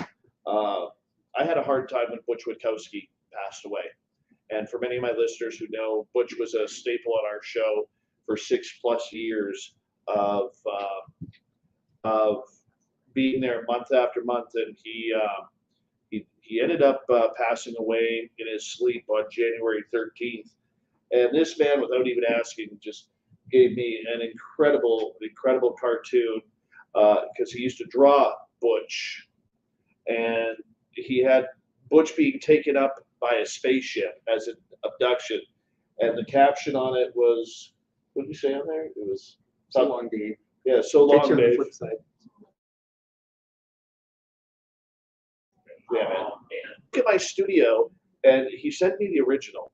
And when you look at my studio, it's my lighting is terrible in my home studio, but I've actually put that framed picture now right behind me on our studio, and this is the creative genius behind it all. And you have a present for someone. I do. Let's bring him up. Where is it? Sean Cahill. Yeah. Sean Cahill, otherwise known as Rob Zombie from Freebox Strips. Here, you can take my slide. You can stay right. No. You're guest of honor. Honor with a U, so- folks. It's spelled with a U. Yeah. Just like color is spelled. So we got Sean Cahill just to the left here. Sean is one of the brilliant men in this field. He works very closely with Lou Elizondo, and everybody should get to know what he speaks about because it's very, very intriguing. So Fylth made him a specialized cartoon here. Let Dave grab it so he can put it on camera. All right. So the caption is enjoying weenies and s'mores with an alien and a Sasquatch. So he's got Sean standing on one side of the fire while an alien is roasting a hot dog and the Sasquatch is eating the s'mores. So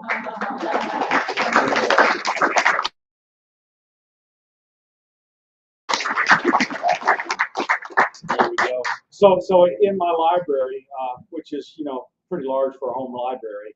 I have all these equations and these scientists and all these other things all over my wall. But on a table that sits between the chairs where I read, there's only one artist on that table. And I love Fylth. He is such a great guy. He really, really tugs at my heart when he does this art for us. Oh, yeah. Fylth, we love you. You're welcome. You're welcome. Like, shut up. I don't like this. But it's about time he got some accolades. You know, Of course, he deserves it. Brandon Fugel, the owner of the Skinwalker Ranch, actually has Fylth's art up there in his office because he just thought it was such a great piece, including one where Fylth actually drew my beard of power, and my beard of power got removed from my face and helped create a portal at Skinwalker Ranch. Thanks, buddy. Dirty Fylth. Yeah.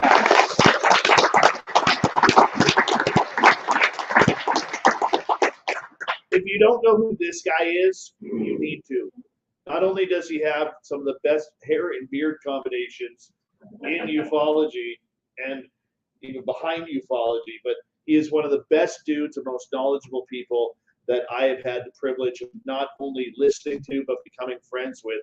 And he works a different side of ufology. I don't even think you could call him as a part of ufology because he is working way deep behind the scenes, where the analogy I like to use, and I've used it with Sean before, is all of us are like first gear going into second gear. Some of us have hit third gear or fourth gear. What he's dealing with is fifth gear and into sixth gear kind of shifting. And this is what makes it very special for me to introduce to all of you, Sean Cahill. And Sean, it's a pleasure to have you here, man. Thank you. 6 months ago, you called me and you just said, hey, will you come to Vegas for my 10th anniversary show? I'm pretty sure that my answer was absolutely. You have to speak up. I apologize. Dave asked me about 6 months ago if I'd come here to do this, tell me a damn thing about it. Leading up until about 5 minutes ago. Because I knew that if I said, man, I want you to speak here, you'd be like, no. I'm actually pretty shy. Some of the folks who don't know, I'm pretty shy. I want to say actually that thank you, because I'm here because of who you are. I appreciate it, man. Your generosity.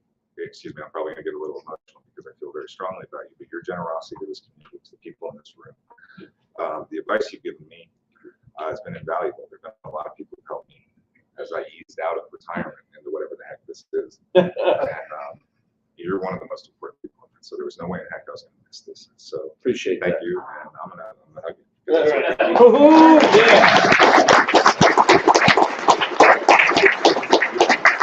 Your tongue. His hair's better than mine. I don't say that often, but it is. It's holding its color better. That's all I'll say. Yours is a little more lustrous. I know. This Nevada air, man, it's like made me poofy. I tried to I put like 10 pounds of Brill cream on my hair today. And it still comes out like. And you didn't use the moose oil? Come on. Crack some open here. I want to ask you something. You know, because you have a difficult task in what you're doing. I'm not going to keep you up here long, I promise you. At least 35, 40 minutes. No. But you have a difficult task because you're kind of learning ufology the way it is. There's a lot of things you don't like about it. There's some good, some bad, some ugly. Yet you are on such a different wavelength that the rest of us are on because you're playing the political side of it behind the scenes that nobody knows. And I realize there's not a lot of that you can talk about, but how difficult is it to try and balance both sides? It's been incredibly difficult actually, because like a lot of people in this room, I was a fan of ufology. I am a lifelong experiencer, like a lot of other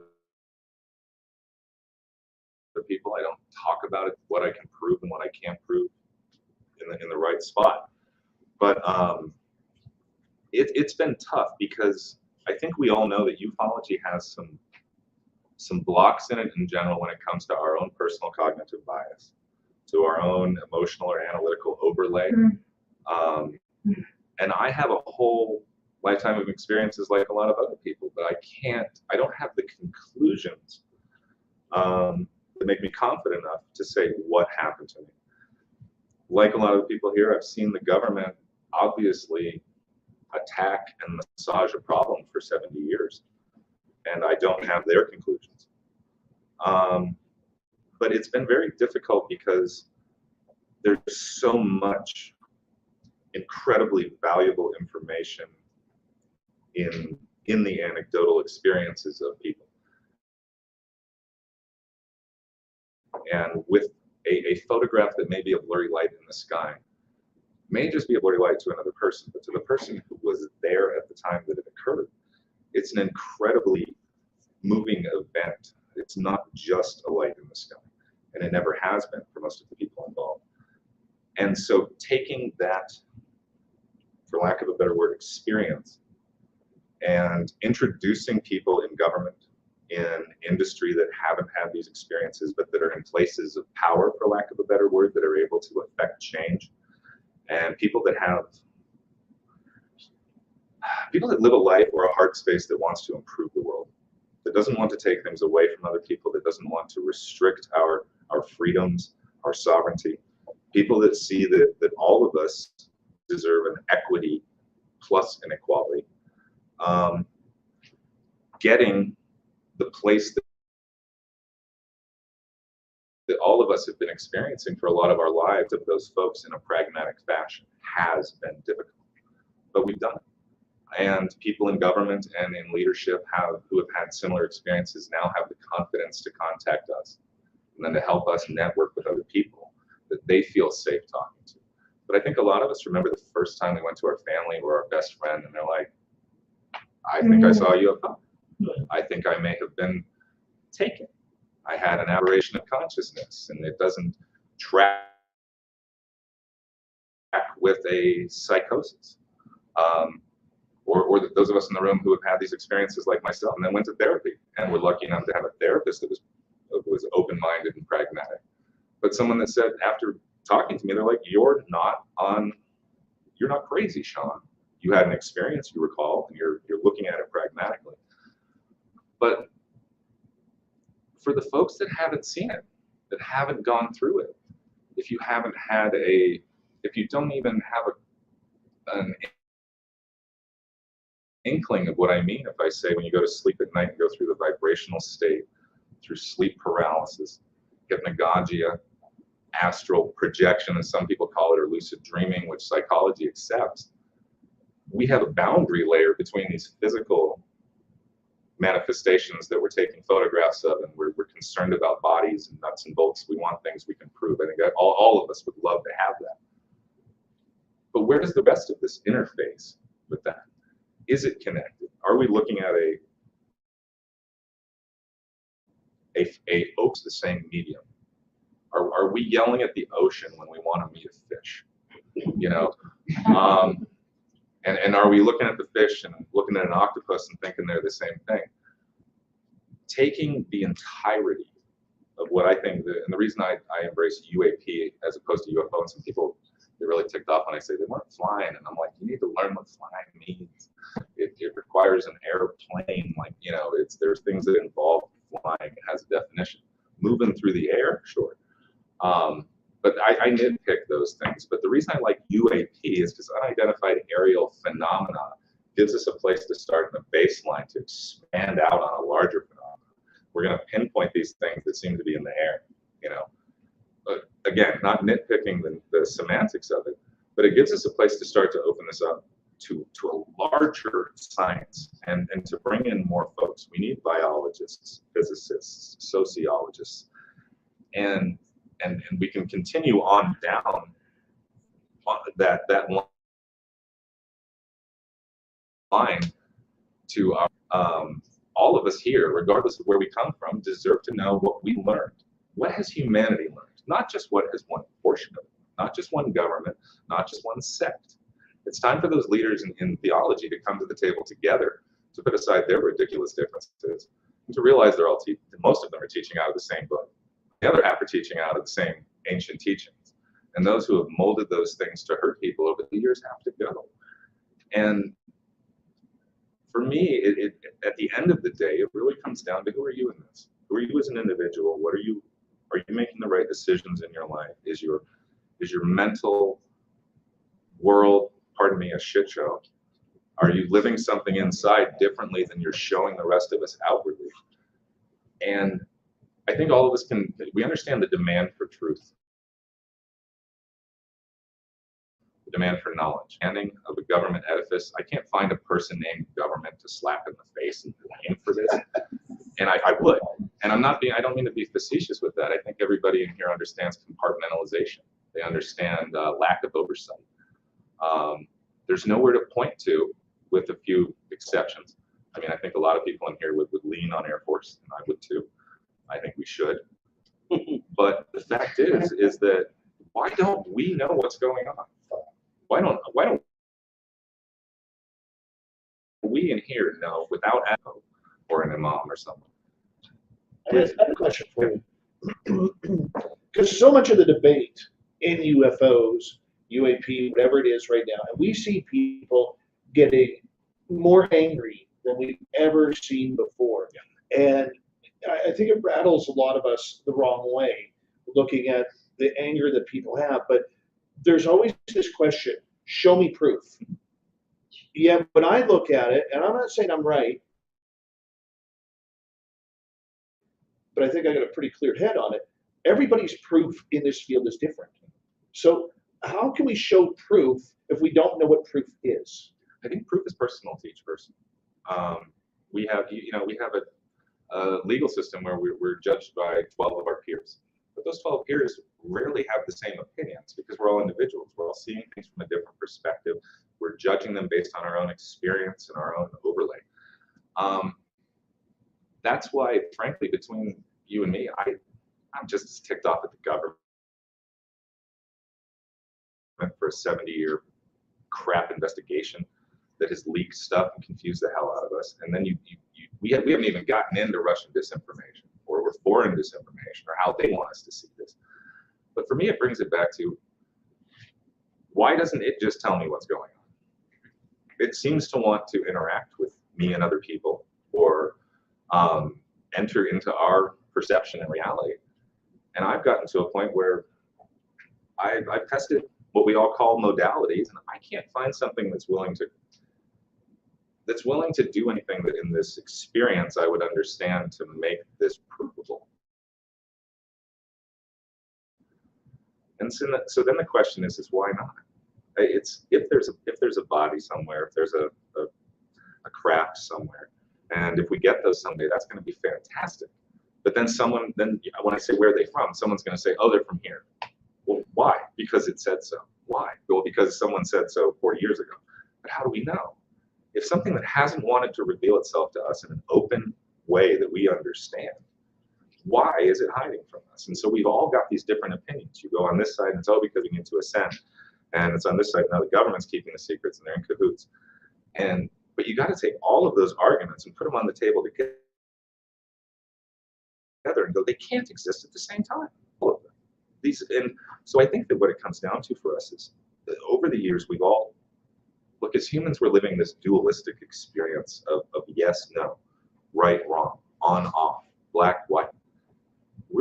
We feel that, but we're living in a spectral world where things are not binary. They're not on, off, yes, no. They're stretched across a spectrum that goes from the quantum to the edge of the universe. The patterns that we see at the quantum extend all the way up through the macro. I think a lot of us have to either decide if we're going to go whole hog, that this is a personal experience we're having, or is this a group experience that 8 billion people are having, and decide which way we're going to look at that and what it means to all of us. But a lot of times, so many folks tell us what we're seeing, tell us what it means, tell us where they're from. And there might be 50 conferences going on like this right now, and they're not saying the same things we're saying here. We're not all experiencing or perceiving the same thing. So I blame the phenomenon. I don't I don't blame government, because government's you and me and everybody else. They've got all the problems we think they do. But the idea that there's this golden vault with all the answers they're not going to tell us, I don't think they know either. I think they know a lot more.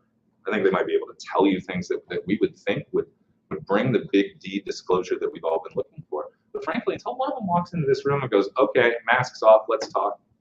You guys are all experiencers, let's really have this conversation. Here's my email address, here's my phone number, let's get on Signal and chat. It's all of this. And so the question really is for me, with the larger phenomenon, it's at the end of the road. What's the final mask of the phenomenon? We just looked at a bunch of pictures of many different shapes, and we asked a lot of good questions about why does it seem like these shapes are prolific during this period, and then we switch to these shapes. And you can get folks that'll say, oh, well, we've been looking at cigars and propane tanks since back in World War I. I agree with that.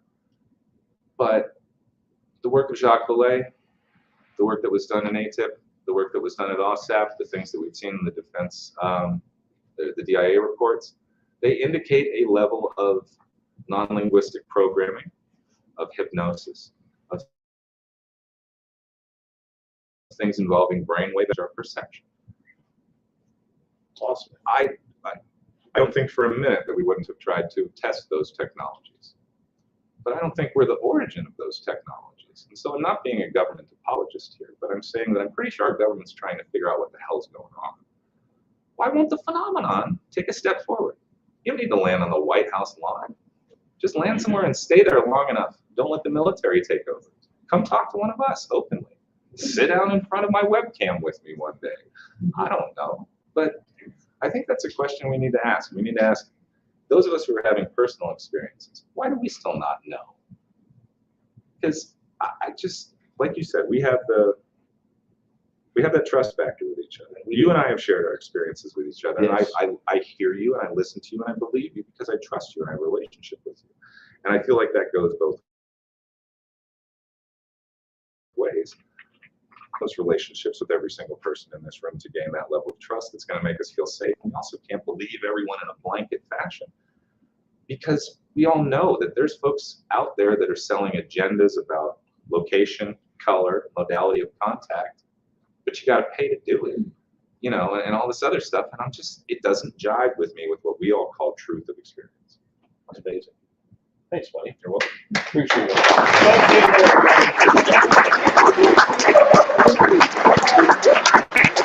I think that's one of the most erudite philosophers I've heard in 10 years.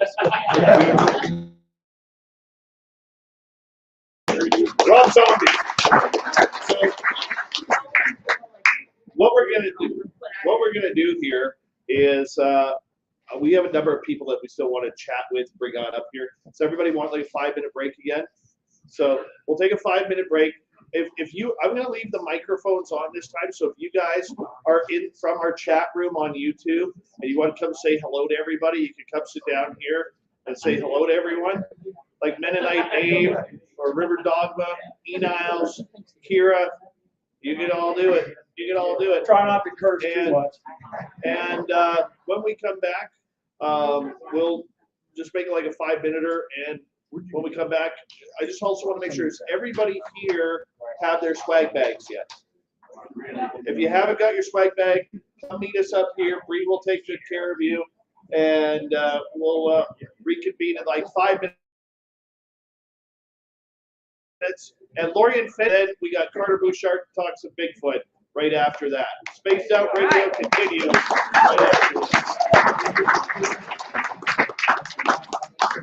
Oh,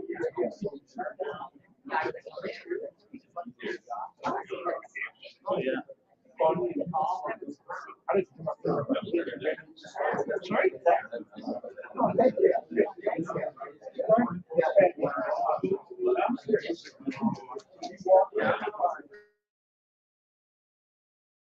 Yeah. I don't want to be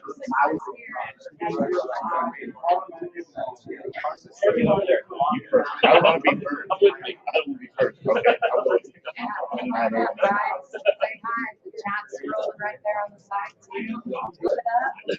Hey guys, it's Mennonite Abe and E. Niles. And here we are. We're just saying hey.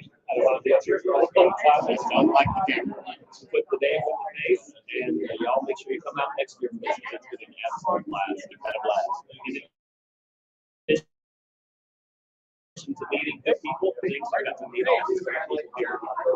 Goodall, Phylth, both Sasquatch, Jades, and we had an awesome party last night, and it's just been a blast. So don't say anything. Awesome. See you guys. Yeah. Me neither. I got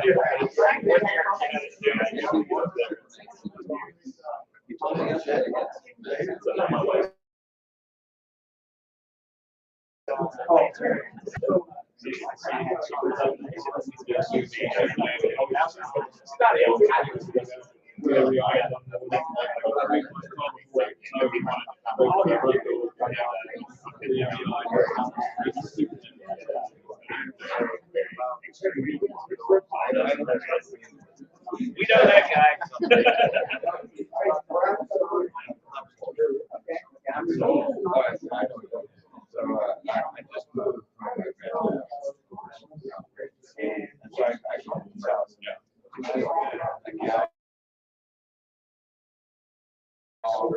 All I know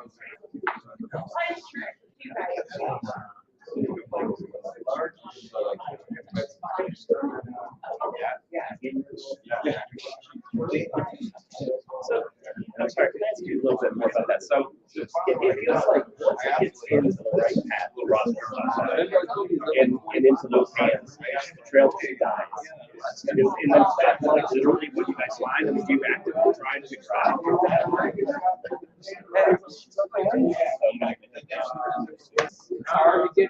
Yeah. Okay. Because there's such areas that you're buried in somewhere, and nobody knows where it is anymore. What's his face? Stephen Reed, when he had his based in office, he was saying that there was one guy, I think it was Steve Reed,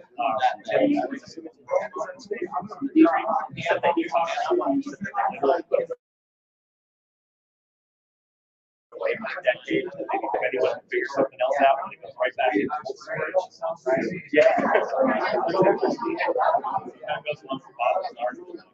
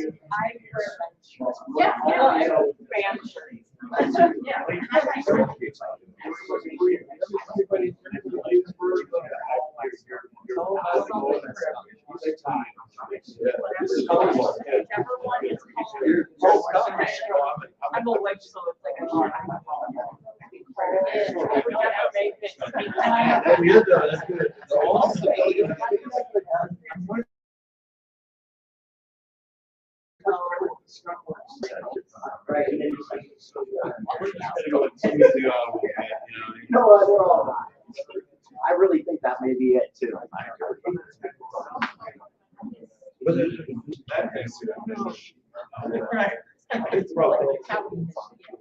So I was talking to Dave. Yes. And hear about a couple hours. This is one place. And then all the money we make, man, we'll just put it in the machines. I'm always about it. Hey, I lost $100. I ate it on red. I said, hey, I give $100 and put it on black. No, he's going. But oh well, hey, it don't matter. No, but Jimmy, David? Watch it.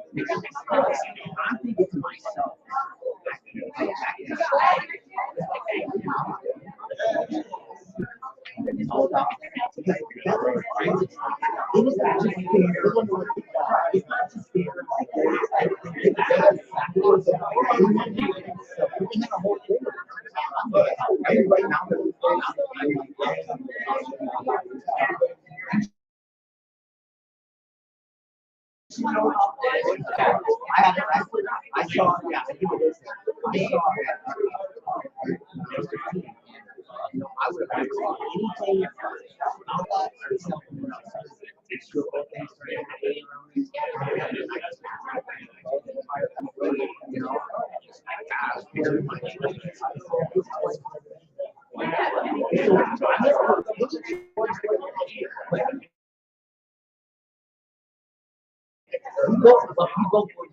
How is this possible?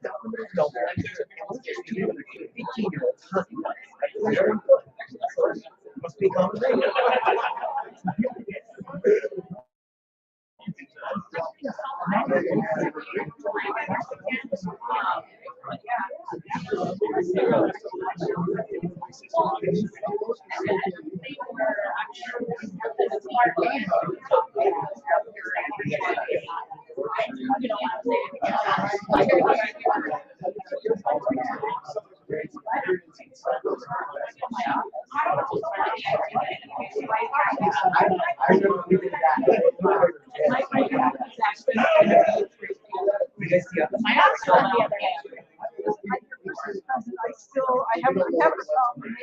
Oh, okay.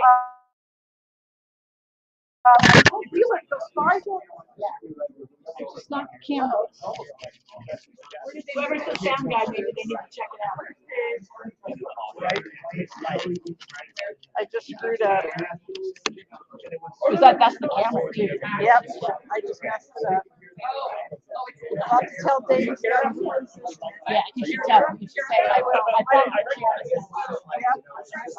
Well, I think I'm not there. You bought it like that.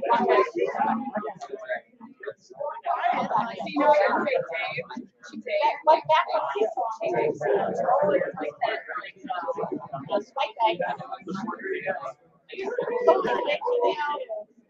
Oh, no. I love it. The mystery. The mystery.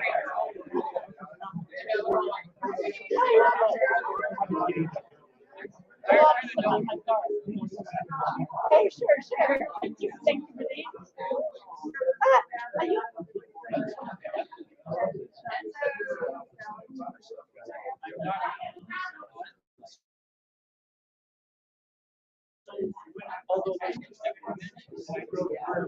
no idea.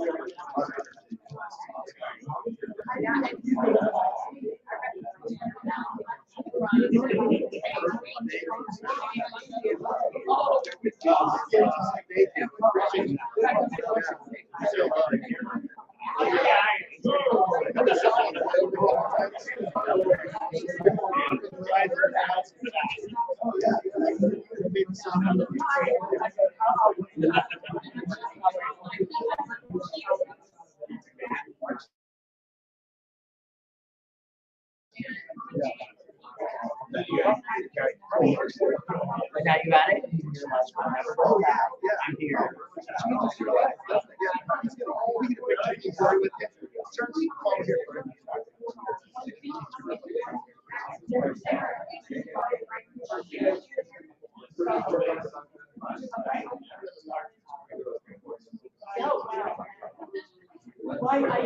Yeah, I got a couple here for you, okay, guys? Awesome, thank you. We're fine. Oh, perfect.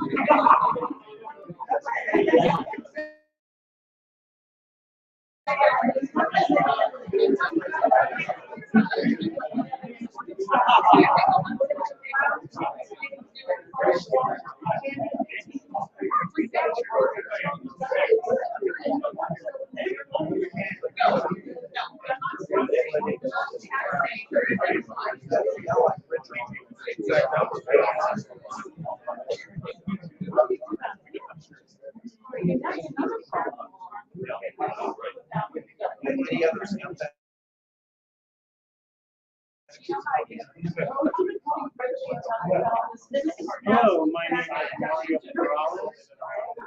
And I'm direct from the governor of the state of Iowa.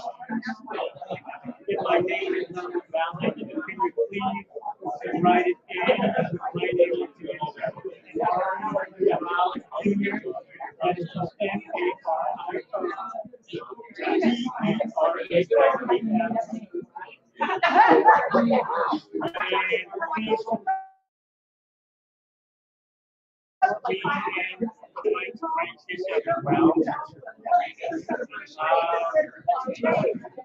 and you want to buy pieces, you can buy a piece of it. My mom, my dad.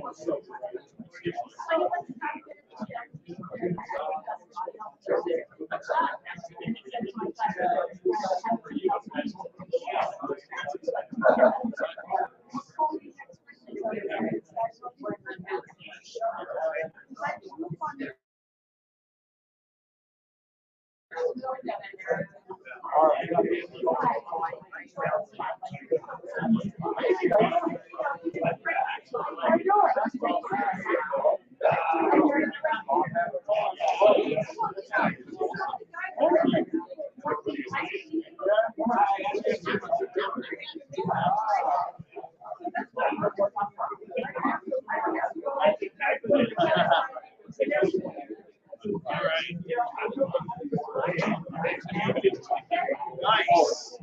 Nice. Bigfoot. Hallmark Jades.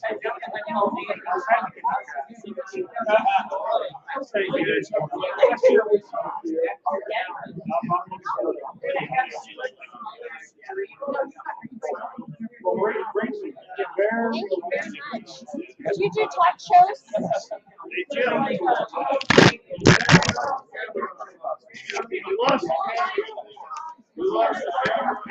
Which way?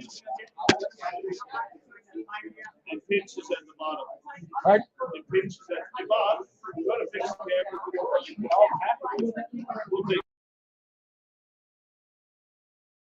All right. What? pinch at the bottom. Oh, I see what you're saying. Okay.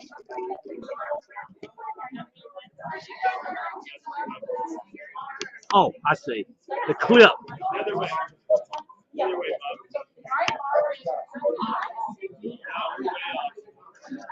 Yeah, I can't get it to stay. You gotta kind of tuck it into the side. I did it last time. Okay, you do it. Yeah, you do it. You do it. Too high? Bring it down a little bit. There you go. That'll work? Is that good? All right. Somebody's got mechanical talent. Cliff? You want Cliff? Hey. You want Cliff? Carter. Carter. I knocked the camera down. It's already done. We fixed it. I didn't need to. All right, everybody, we're going to kick off Spaced Out Radio again. Can I get a whoop?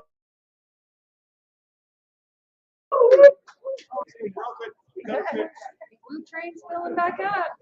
So Room for more. we are going to talk some Bigfoot again. Coming from height unknown, weight unknown, planet unknown, the man who says he's going to kick my ass in poker, but we haven't even had time to play poker yet. We'll find time. Mr. Carter Bouchard, he's been a guest on Spaced Out Radio a couple times. Comes to us from where Kansas? Kansas City, Liberty, Missouri. In Missouri. We're good. I'm in Illinois. Oh, yeah. Yeah, very close to it. I like the plaza. Yes. It's very hoity toity. It is. It's fun to people watch. One of my favorite things, or one of my pet peeves about the Bigfoot world is the word squatch. Hate that word. And the best part about it is I've almost got him trained not to say it now. I don't say it's a cuss word. It's a cuss word. It's a cuss word. It's like woo. Carter, thank you so much for coming, man. appreciate you. What a stud for putting this on, right, guys? A lot of fun being here, and Sasquatch is like one of my favorite topics to talk about. And Corey, we're up here, and you know, Corey's getting the shakes because he hasn't been near the Hallmark Channel for a while. You know, it's like a fixing that he needs. But when it comes to Sasquatch, there's so many different angles, and we don't know what that creature is. I have seen it. I've been chased out of the forest by it, and I'll tell you, it's mystical, it's magical, it's a little bit of everything. And Carter has a couple of books out regarding Sasquatch, and I try and associate myself with people who they may have an opinion of what Sasquatch is. That opinion may not match what mine is, but there's too many in any field, whether it's ghosts or cryptids or UFOs, where they think it's their way and their way only. And the people like Nate Rudd or Duke from World Bigfoot Radio or Bigfoot Rob, who couldn't be here this weekend, or Carter, is they may have their opinions of what it is, but they haven't closed the door on anything. And the best piece of advice that I could give anybody out there is take everybody's information and use what works for you, because not everybody has any answers. Carter, I mean, you and I have talked about that numerous times, man. Well, it's sort of like people won't believe the paranormal. There's the apers and the flesh and blood only, and then there's the paranormal side. And when I started writing my first book, simply because I had accumulated a lot of reports that I thought needed to be put out there, when I started doing the talk show circuit with this first book, people started calling, emailing, saying, I got stuff to tell you, and I can't, no one will talk to me. They'll laugh at me and scorn at me and just ridicule me. So we have nowhere to go with the paranormal quantum aspects that lots of people are reporting. It's probably 2 to 1 of the paranormal aspects versus the typical road crossing. So I started accumulating data that people kept coming at me, and I ended up with 2 books. And it's crazy. And the whole thing is with the paranormal quantum is that consider it. You don't have to believe it, but consider it. And considering does not mean believing. You just got to put it on your plate. You know, it's kind of like the Brussels sprouts theory. You know, I hate Brussels sprouts. I'm going to put this crap on my plate, and someone served it. Well, I got to pretend to eat it, and I'm going to move around the plate, but I'm not going to eat it. I might chew it, spit it out, put it out there. But, you know, but it's the same thing. You know, you can put it on your plate. You don't have to eat it, but at least it's there, and you can consider it. You know, it's kind of childish, but that was my concept of trying to figure out why people just have closed minds. But everybody wants to be right. Everybody is right, and I don't like the way you look. I don't like the way you think. So you're wrong, and I'm right, and I'm better than you. And here we go. And that's why we're at odds. And I think the government likes the discord because we're fighting amongst ourselves. We're not getting anything done. Several people have mentioned that very aspect. You know, if there's turmoil amongst us, we'll never get an answer. I think that's what they like, because they can put us off for a little bit longer. So this book, Sasquatch Evidence of an Enigma, Part 1 and Part 2, this is kind of meat and potatoes, like if you don't know too much about it at all, have a passing interest, and it gets sort of starts touching the paranormal toward the end, and this is virtually all paranormal quantum type things that people offer service. Military, politicians, people have come to me, you know, no names, no addresses, but they're telling stories. And, you know, there's some people, you know, they're yanking your chain, and some are not yanking your chain. They're telling you, I've had my experiences. I've drugged my wife out, and she had an experience watching me be a victim of infrasound. It was actually hilarious. I knew what was going on at the time, but I just couldn't, you know, I couldn't stop it. It was an awesome event. So these things are happening. And right now, somebody's listening to this podcast and goes, that sounds like Uncle Bob 14 years ago. Remember he told us that story? But they won't come forward. they won't come forward. So I'm trying to, be a witness advocate. I've interviewed probably 350 to 400 people in the last 10, 12 years. And they keep coming. They keep coming at me. And this is like a period of knowing. We're all of a sudden knowing answers, just like the government lied to us about the UAPs, UFOs for 40, 50, 60, 70, 80 years, ridiculing people to death. They wouldn't lie to us, would they? Oh, wait, yes, they did lie to us, And it's going to be the same with Sasquatch. With DNA and just technology, they're going to have to throw us a bone pretty quick, I think, because they can't just keep lying to us. We're all too smart. This whole room is too smart, and they can't keep playing us for fools. They just can't do it. How much fun is it going out in the forest? Because a lot of people are city dwellers. And when they go out in the forest, if they ever get the opportunity to, they are really, unsure. Even myself, I go out almost every weekend, and I'm still unsure about what to look for. Give me some clues, man, of what I should look for if I'm going out in the forest and I know I'm in a Sasquatch area. What should I be looking for? Well, structures, which is really almost kind of boring. But, I go into kill with structures because structures are their way of talking to one another right in front of our faces. These structures mean everything from good hunting, good fishing, stay away, this is my territory, humans over here, good people over here. But if you look at the species of trees, the complexity of the structure, that's a telling sign. Well, that could happen anyway. Wind could have done that. Well, no, you take 5 chopsticks, throw them up in the air. How long will it take for those to come down into an intricate woven pattern? You'll die before you get that to happen. So it's one thing to watch is the structures, because that is a way of speaking to one another. We have no idea. We just look at that. Oh, look at that's cute, Harry. Look at that. That's kind of neat, And you think nothing of it. You just keep moving. The other thing would be rock clacking, knocks, howls randomly throughout the woods at night. And I think Nathan said it best. Just stay quiet and listen. Throw some food on a fire and just listen at night because they're out there. If you know you're in an area. And I know when I'm in an area, I've got several research areas, and I'm in their living room. When we go out to that area, we know we're going to have something because we are in their living room. We're in their house. And so things banging on trees and whoop, whoop, whoop, all that, that's kind of passé. That's almost insulting to them because they want to watch us. They're fascinated with women and children. What if we just stand up, hey, you big hairy prick, let's get things going here. That'll work. That's how you got me here.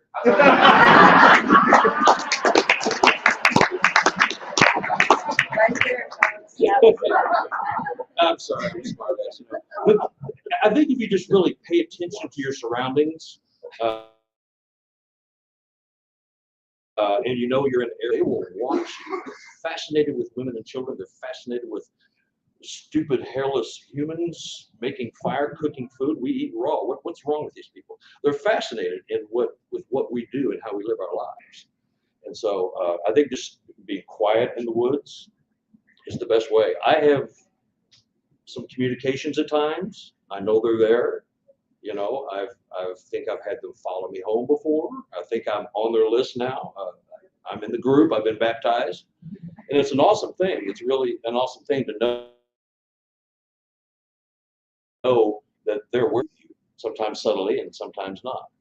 So, when you talked about structures, do you think these are dwellings or do you think they're more like markers on maybe like their map or their trails? I think they're more like markers, Yeah. Now there are, I just was contacted by a woman here a couple of days ago.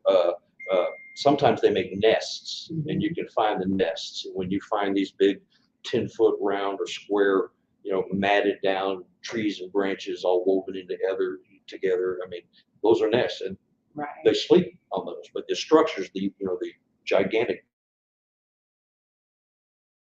tree structures with incredible humans to move them into this shape, and also the number of species in a structure. If you look at a structure, it's got 5 logs. Let's just say 5 logs. Where you've got an aspen, you've got a birch, you've got a couple of walnut, you got a pin oak.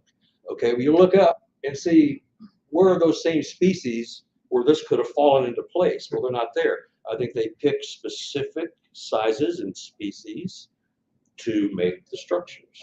Not all the time, but sometimes I think they do, because there's to another Sasquatch, not Squatch.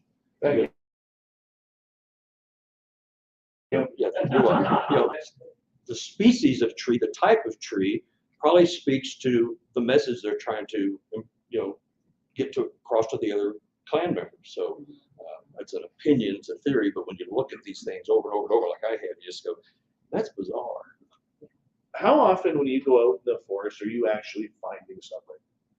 1 in every 5 times, every 10 times, every 100 times? I probably 50%, but I spend time in research areas that I've developed over the years, and so I know, and I think they know me when I get there.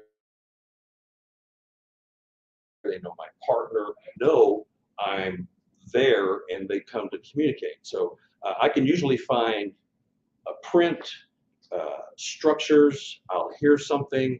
I'll hear something in my head. I hear something running its finger across my tent at night at 3 in the morning. That'll get your attention. Yes, sir. Do you think Bigfoot or Sasquatch is indigenous to planet Earth, or do you think they come from somewhere else? Those are good questions. I think they may be indigenous to planet Earth, but I think they choose to go somewhere else. And if I was a Sasquatch, I'd probably go somewhere else too. Seriously. Jim? Me or the person behind me? No, you. Yeah, I've heard over the years that they have found hair or fur from a Sasquatch. Mm-hmm. Has anybody done a DNA analysis to determine where they fit in to humans? Yeah, there are some really good studies. Of course, science, who's not our friend in this particular field, And other denies fields everything. too. But the typical finding when there is a hair that doesn't match anything is 50% female, 50% unknown hominid. That's what we end up with. But that's good because it's an unknown hominid. So it's not an ape, not a gorilla, it's not a bonobo, it's not an orangutan. It's an unknown hominid. It's got all the markers, but it's a female. Usually it's a female, a human female contributor is 50%. The other is unknown hominid of some type, and we're stuck with that. Their hair follicles can be clear, and that's part of the reason a lot of people think they can disappear or appear to disappear, because that hair follicle can bend light. If it's clear, all you got to do is move a little bit, catch the right sunlight, and you might appear to disappear. That's huge news. Yeah. Huge news. Yeah, it's really cool when you just think about it. Now, I do believe they have paranormal aspects. I think it's quite possible they can change their vibrational frequency. It's possible, and simply actually disappear. Or if the hair follicles, when people see walking behind a tree and it doesn't come out the backside, or walks in front of the tree and it just disappears, it could still be standing there. You just don't think it is. Superman. That's the reason. He is the Superman.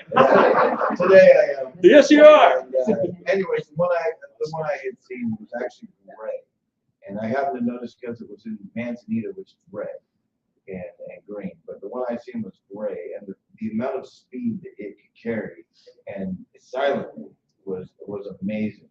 But it kind of makes more sense to me when you're telling me the story, or telling us the story about the hair follicles and the hair being a certain way that catches the light. I barely happen to notice that. Yeah, and it doesn't take much if that is a truism. And gray, white was gray. Some of them are absolutely white, red, browns, the blacks. But no matter what the color, if those hair follicles are just clear tubes, along with other hair that is not clear on their bodies that gives them the color. But if that can be adjusted and moved with exposure to light or the knowledge of where to stand and how to stand, they disappear. And maybe they don't, maybe they do. Could it be like a chameleon or an octopus? Yeah. Or squid? Yeah, and that's the weird, like you just said, we've got octopus and squid. You look right at it, it adapts to its surrounding, and just, you see a gray octopus suddenly turn brown with splotches and shiny things on it. It's mirroring, it's the coral that is hiding it. So why can't that happen on the earth instead of under the water? It's the same thing. Moths, chameleons, they can all do it. So what's to say that these creatures aren't far more sophisticated and can have that down pat? So yes, ma'am. What do you think about the theory that they can see our infrared lines like that, like sunshine? I think they can. Yeah, I think so. And that's why we have trouble with trail cams because they don't work. They quit working. There's 5 shots of a deer, then there's 4 blank shots, and there's 5 more deer shots. What happened to it? How come all my batteries suddenly drained on these brand new cameras, brand new batteries? You hear that a lot. Well, I think they can if they're manipulating the magnetic fields and electronic fields. We're all electrical beings. Our brain and hearts are firing electrical pulses. So if they can manipulate the electromagnetic field and shapeshift to a degree, we have no choice. We have no chance of really seeing them. They let us see them. So I'm going to show you this one photo of an awesome hand. Where did it go? If that's the photo I'm thinking of, it's incredible. Yeah. You really can't see this all that well. Yeah. This is probably one of the clearest photos of a hand caught on a trail cam. And you can see the nails, you can see the wrinkles in the hand. Here, let me put that in front of the camera, here in front of the camera. The lines of a knuckle, that's. So Yeah, it's hell. And the guy that sent me this photo, it's on his property, he lets a preacher hunt his land because the owner of the land is not physically able to do a lot of this stuff. So the preacher's there hunting. He's getting done through the end of the day, sitting up in the blind, smoking a cigarette. He's about to climb down, and he sees the and I've been to this property. I've been in that blind. I've been exactly where this was. And he sees this Sasquatch coming up through the woods, stops. They look at each other. The Sasquatch is staring right at him. He's looking right up at the blind at him. And he just kind of puts his cigarette like this, and he's watching. And the Squatch just turns left and walks along the tree line, walks right in front of the camera. So there's one Sasquatch that didn't get the memo. Hey, don't walk in front of these little boxes with averaging. So I believe the theory that they can interrupt the electrical signals, but this one just walked right in front of this camera. It got this. It's clear as a bell. It's incredible photo. Right on. So yeah. Carter, I want to say thank you for coming. Well, say it. Say it. No.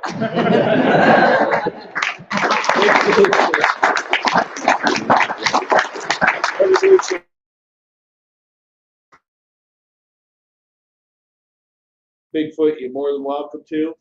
And quickly here, before I bring the ladies in, because we're going to have the one up here, the trio of awesomeness, as I love to refer to them as. I want to. Where's Hoodoo Tall? Where is he? Bring that sexy mohawk up here. Damien, do you want to come too? Damien, you want to come too? Okay.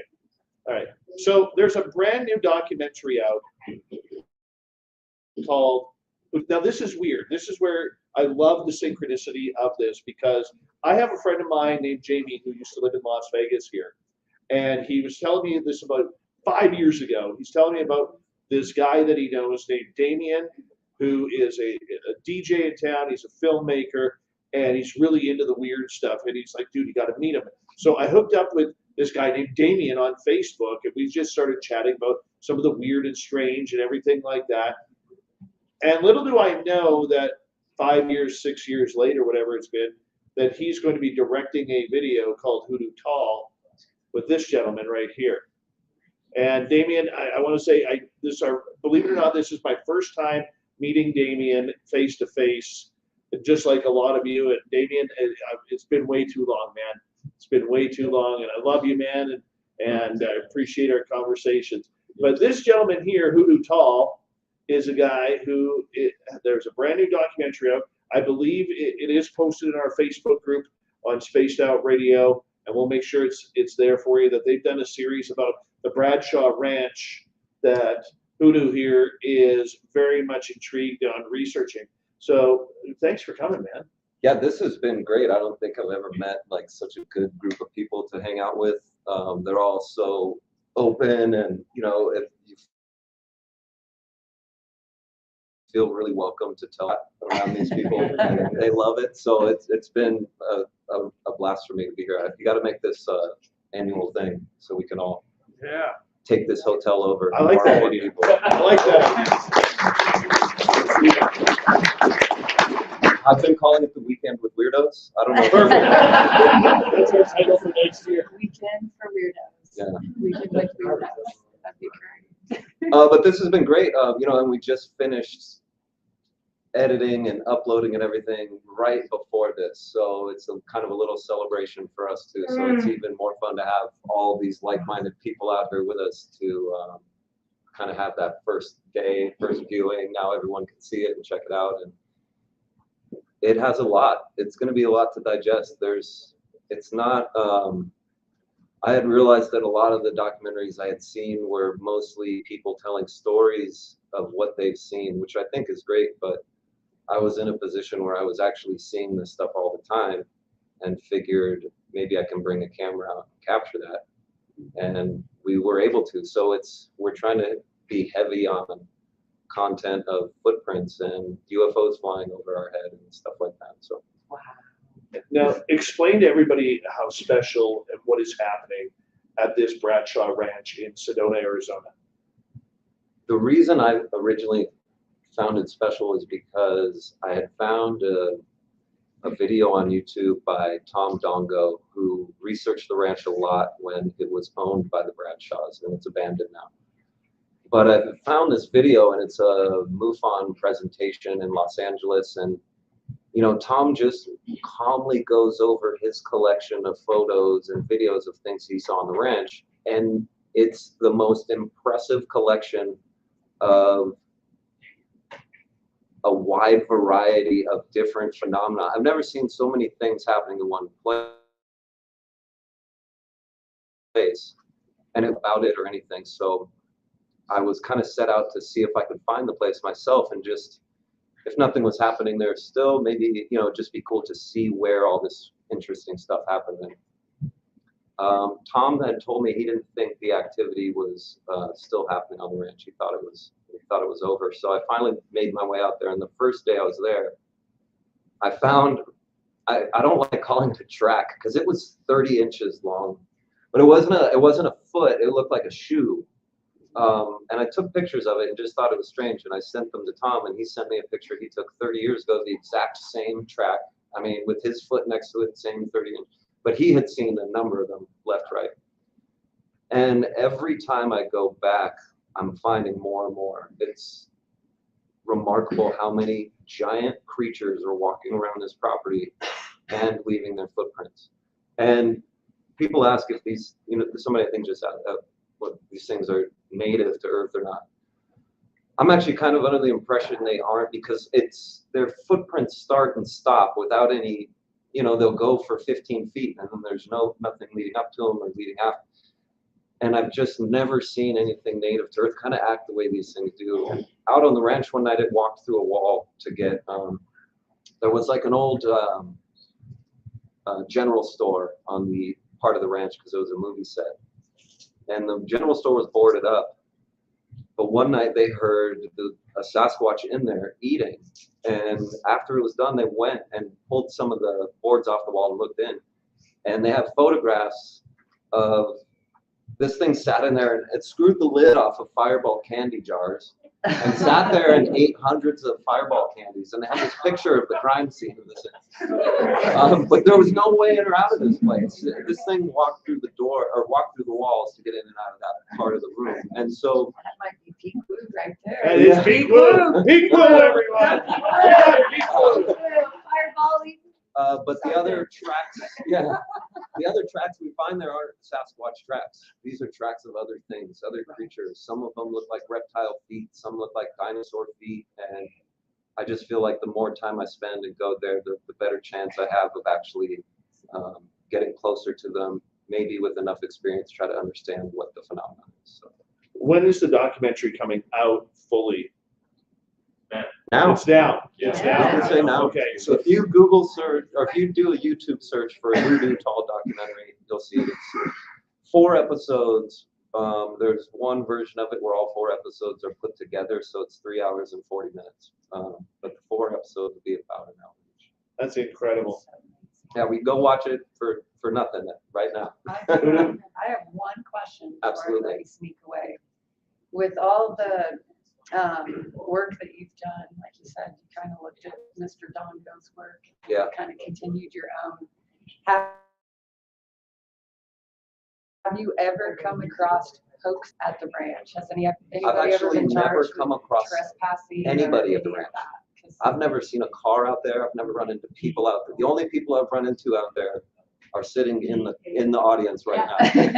I mean, the UFO Garage guys, Melinda Leslie and Jim Goodall. So Jim Goodall was out there at 2 a.m. in the morning with us on Bradshaw Ranch. This isn't like a populated area where like kids would hang out at You night. actually have to drive on like a 7-8 mile dirt road to get out there. There's just nothing else out there.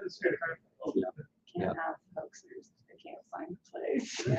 Do we have any audience questions for Mr. Hoodoo Tall?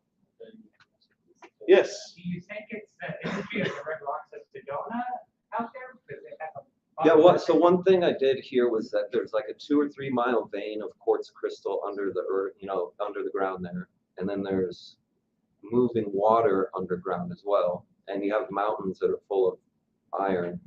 And I'm not a geologist and I don't know much about electricity, but to me, that sounds like it could contribute to the phenomenon in some way. I don't have the knowledge to really do that math. I need to teach myself more about it, but those components seem like they're in a lot of battery type, and they're going to function in a way we don't understand. So I don't try to apply what they're doing to our technology. It seems like that would be a setback, and that we'd probably miss the big picture if we did that. So there's definitely something about the place. If there's all these energy vortexes going up, maybe they're pulling down on the Van Allen belt radiation and creating like a divot, some kind of signal, because the UFOs there are constant every night. I get pictures of them flying over my tent, like no problem. So with my cell phone, which is hard to shoot with your cell phone. So I hope if I keep going back, I'll figure that out. Yeah. That's one of the questions I ask myself. So yeah. Okay. Misha, final question. Do you think there's some kind of a portal there, or a portal of time? Yeah, I mean, it seems like there's some kind of portal vortex bubble over the property where this strange phenomenon is happening there on a regular basis and not right around it. I mean, the Bigfoot comes to my camp and it follows me around on hikes and it has found some sort of interest in me, but on the ranch, there's all these other creatures constantly. Every time I go, they're there. So I think it does have something to do with the property, not necessarily the ranch itself. I think they just built it there by chance, kind of thing. All right, we'll sneak in one more question. Science Bob. I just want to make a quick comment. So when you have large blocks of quartz and they're inside of a mountain or underground, they are squeezed by the pressure from the gravity of all that stuff, and you get the piezoelectric effect. So that causes electric fields to be generated from the quartz. Okay, I'm going to record you saying that later because I want to remember that name. That's why we got Science Bob right there, people. Science Bob. Who does call everybody? Now, I got to bring in one. Jim Goodall is going to come up at the end here for a quick second. But before we do that, 3 very, very special ladies are here tonight that have really, ever since I came on the field, They've really been special to me in helping me grow as a person in just a very big amount of knowledge ever since Lori and Fenton brought me out to the public on the conference circuit back in 2018. And Lorian has become, there's not enough good words that I have about Lorian Fenton. And she is like a mentor to me. She is like a sister to me. She is somebody who I can laugh with, I can cry with, and I owe Lorian Fenton a lot, because when nobody was giving me an opportunity to speak at a conference and I was applying for them, Lorian stepped up and she's like, I want you to speak in San Francisco at UFO Con. And I was so grateful, and I literally cannot thank Lorian enough for everything that she has done for not only me, but Spaced Out Radio. And then I got to meet her two best friends, in Misha Johnson and Melinda Leslie. And the knowledge that these three ladies have is impeccable, and I highly respect it. I highly love each and every one of them, and I would love all three of them to come on up here and chat with us.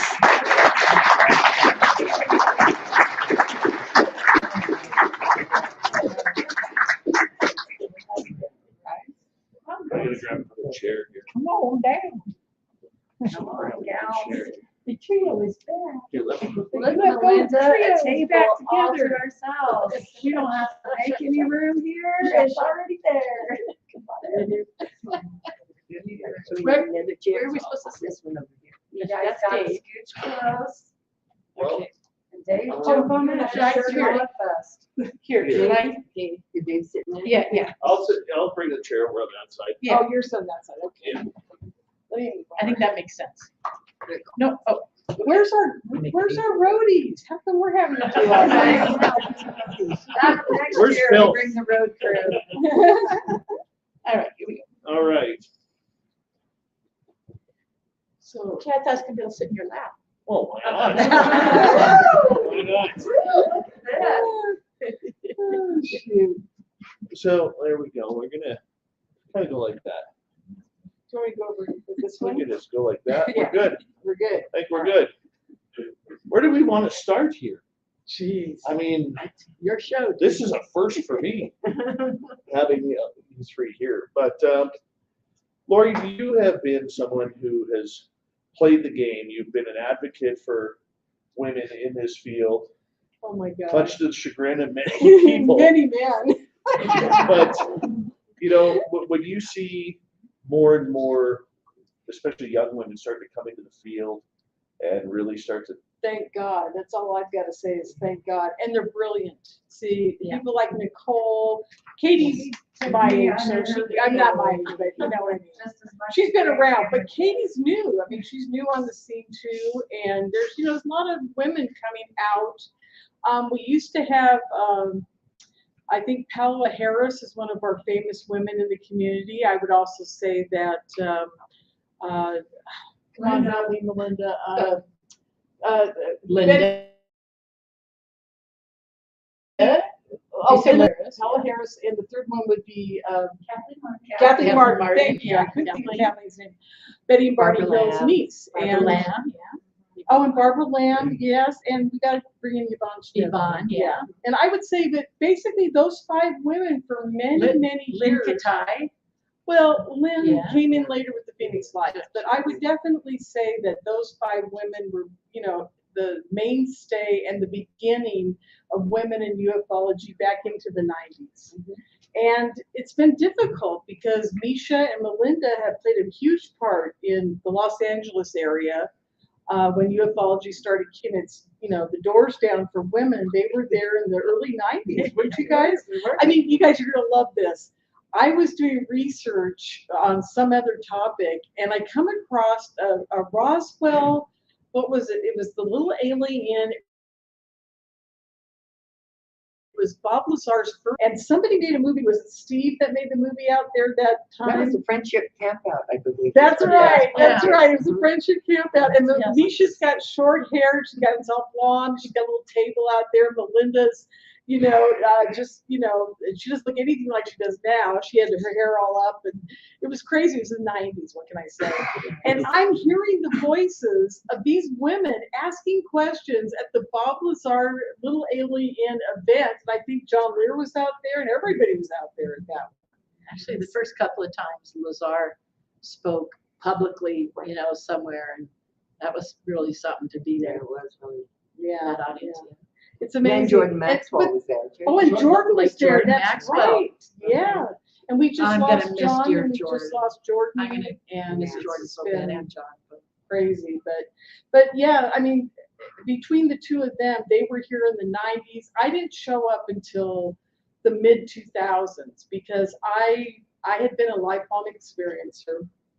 I've had many crazy things happen, but I gotta say, you guys, I think one of the most important things that ever happened to me was when I manifested the rabbit when I was 6 years old. Yeah. And it changed my entire life with the structure of my family. And those of you out there who understand, if you've had contact and your family, your whole dynamic and your whole family changes forever. And it can be very intimate. It can help you. It can also be a hindrance when they start going, well, that isn't quite normal, and maybe you need therapy, or maybe you need help, or things like that happen. But it's very interesting how your life progresses when you're in what I call communion, just like Whitley Strieber did, with some type of other entity. And that runs the gamut from angels to demons to, reptilians to greys. I mean, there's just a huge array of other beings out there, and maybe not even in this dimension. I don't know. Maybe they're coming from other planets. We don't know. But, it changes you. You are never the same again. I call it being touched by God's face, because I think all of us who have had contact in some way, shape, or form are enlightened in a way that can be very profound and change your entire life.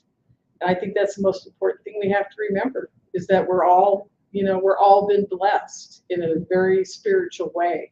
Even if they are nasty to you when they grab you and they, take your eggs or whatever, they're making babies. I mean, there's something behind all of it that is very profound and very beautiful if you just look at it in a good light, I don't think they've ever hurt anybody that I know of yet. Now, I could be wrong, because I've heard of a lot of stories where they might be actually hurting humans.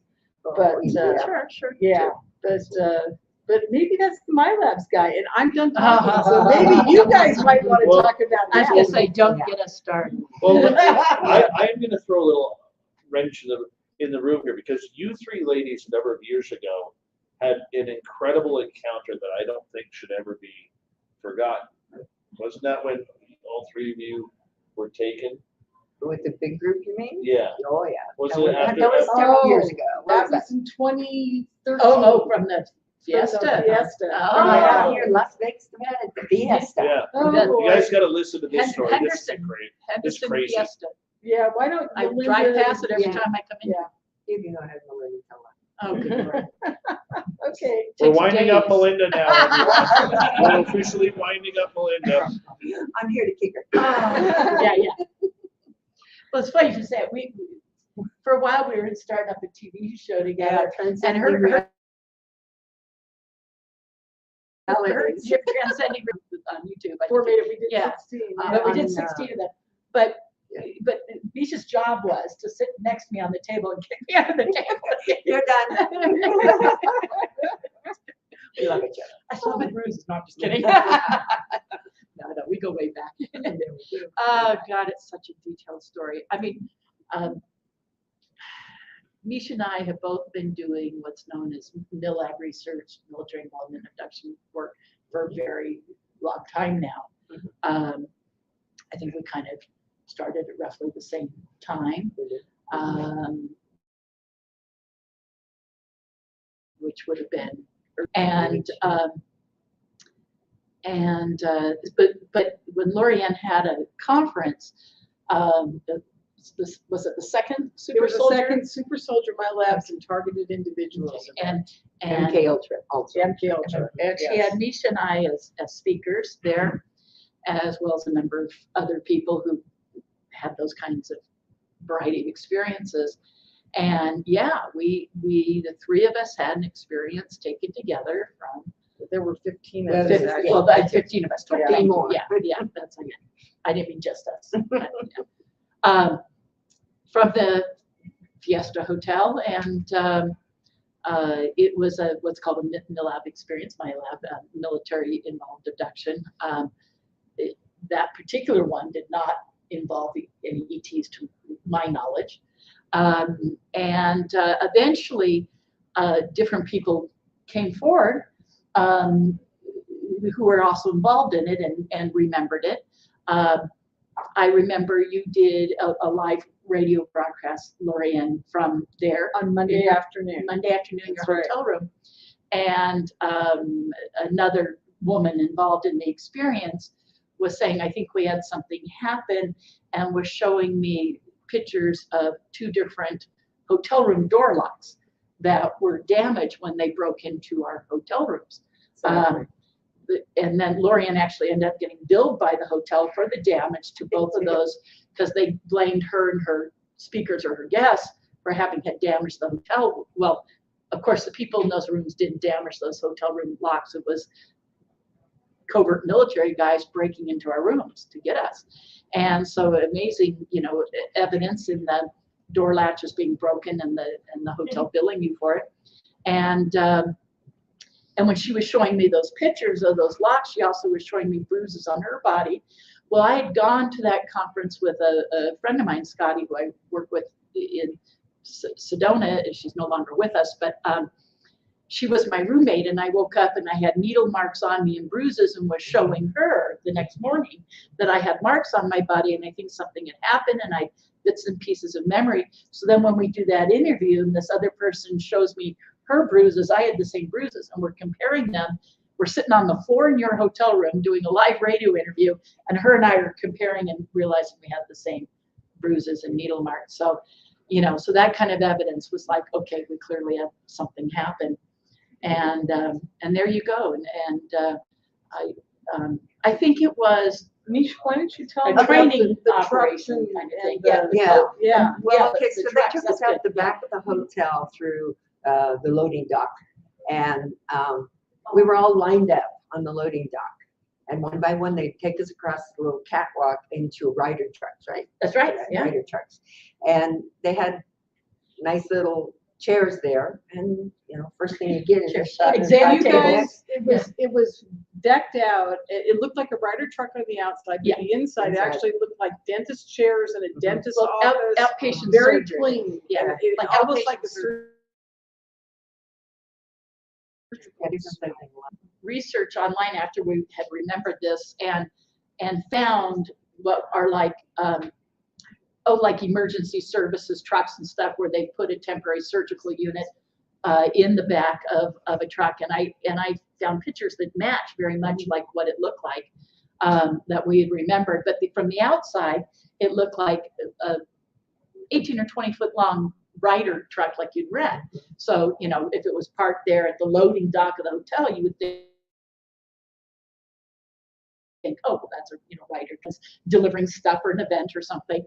But on the inside, it was. So there was another interesting thing about it. Was 2 of our super soldiers that were at the event, and actually one had spoken, one had not, were the abductors, shall we say? Part of the group. They were took working us. with the military to take us. Can we say their it was names? well, I don't think we should at this point. I think we should. No, I don't think so. One's passed away. Yeah, one's no longer with us, and the other one's in prison, I hope, but I think he got So out that gives of you it, the whatever. But the point I'm trying to make here, and I think these 2 are trying to make, a military operation. What branch of the military, we still don't know, because I don't think that they're anywhere that you guys that have served would ever even know about these guys. They've got to be very covert black ops guys, and they don't play games. These guys don't play games. That's one of the reasons I do not do mind control conferences anymore, because I cannot take a chance. I was actually tortured after that conference in a few ways. I'll tell about my book, but I just don't like to talk about it. And so you two you've had lots of things happen to you. Oh, You've yeah, been we've run had a off the lot of road. my lab I mean, yeah. expenses, never. Yeah, I know think- you need together. Yeah, okay. I think you two should talk about when you were taken to the underground base with the reptilian, because that's a great Yes, story. that's one we want. Yeah. So No, we don't. Bring on well, that we'll start boat. at, since it was Bring on that it was boat. at my condo, my house, Yeah. in California. Misha and I were doing research here. Go ahead, Misha. You Yeah, so we were doing research together, but what we were doing, we were going to be on the Art Bell show with George Siegel, right? Right name? Mike Siegel. Mike He Siegel, was, yeah, sorry, sorry. he was Mike an Siegel. interim host when Art Bell retired the first time, and Mike Retired. Siegel filled in.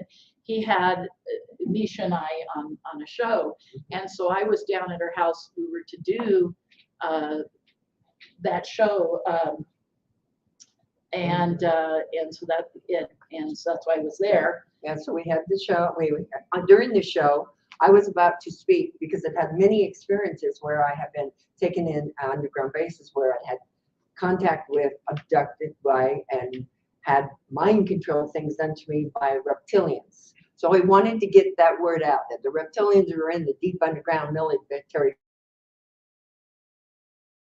bases. The more my phone went dead.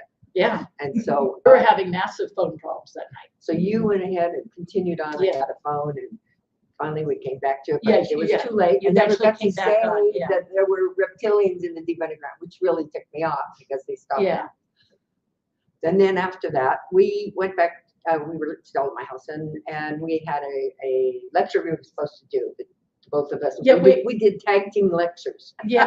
In those Yeah. days. And we were both going to speak at, I think it's Bay Area UFO Expo, I think it was, if I remember correctly, and that was supposed to be a week later. So that was another reason. Not only we were there to work out art, to do the Art Bell / Mike Siegel show, but we were getting everything together, marketing materials and stuff, to have an exhibit table and whatnot at the conference a week So later. then, let's make it shorter. Yeah.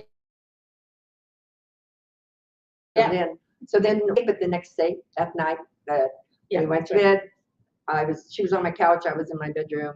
I woke up the next morning, my coffee table was cracked, and I said, Melinda, do you know what happened to my coffee table? She's, I don't know. Yeah, initially.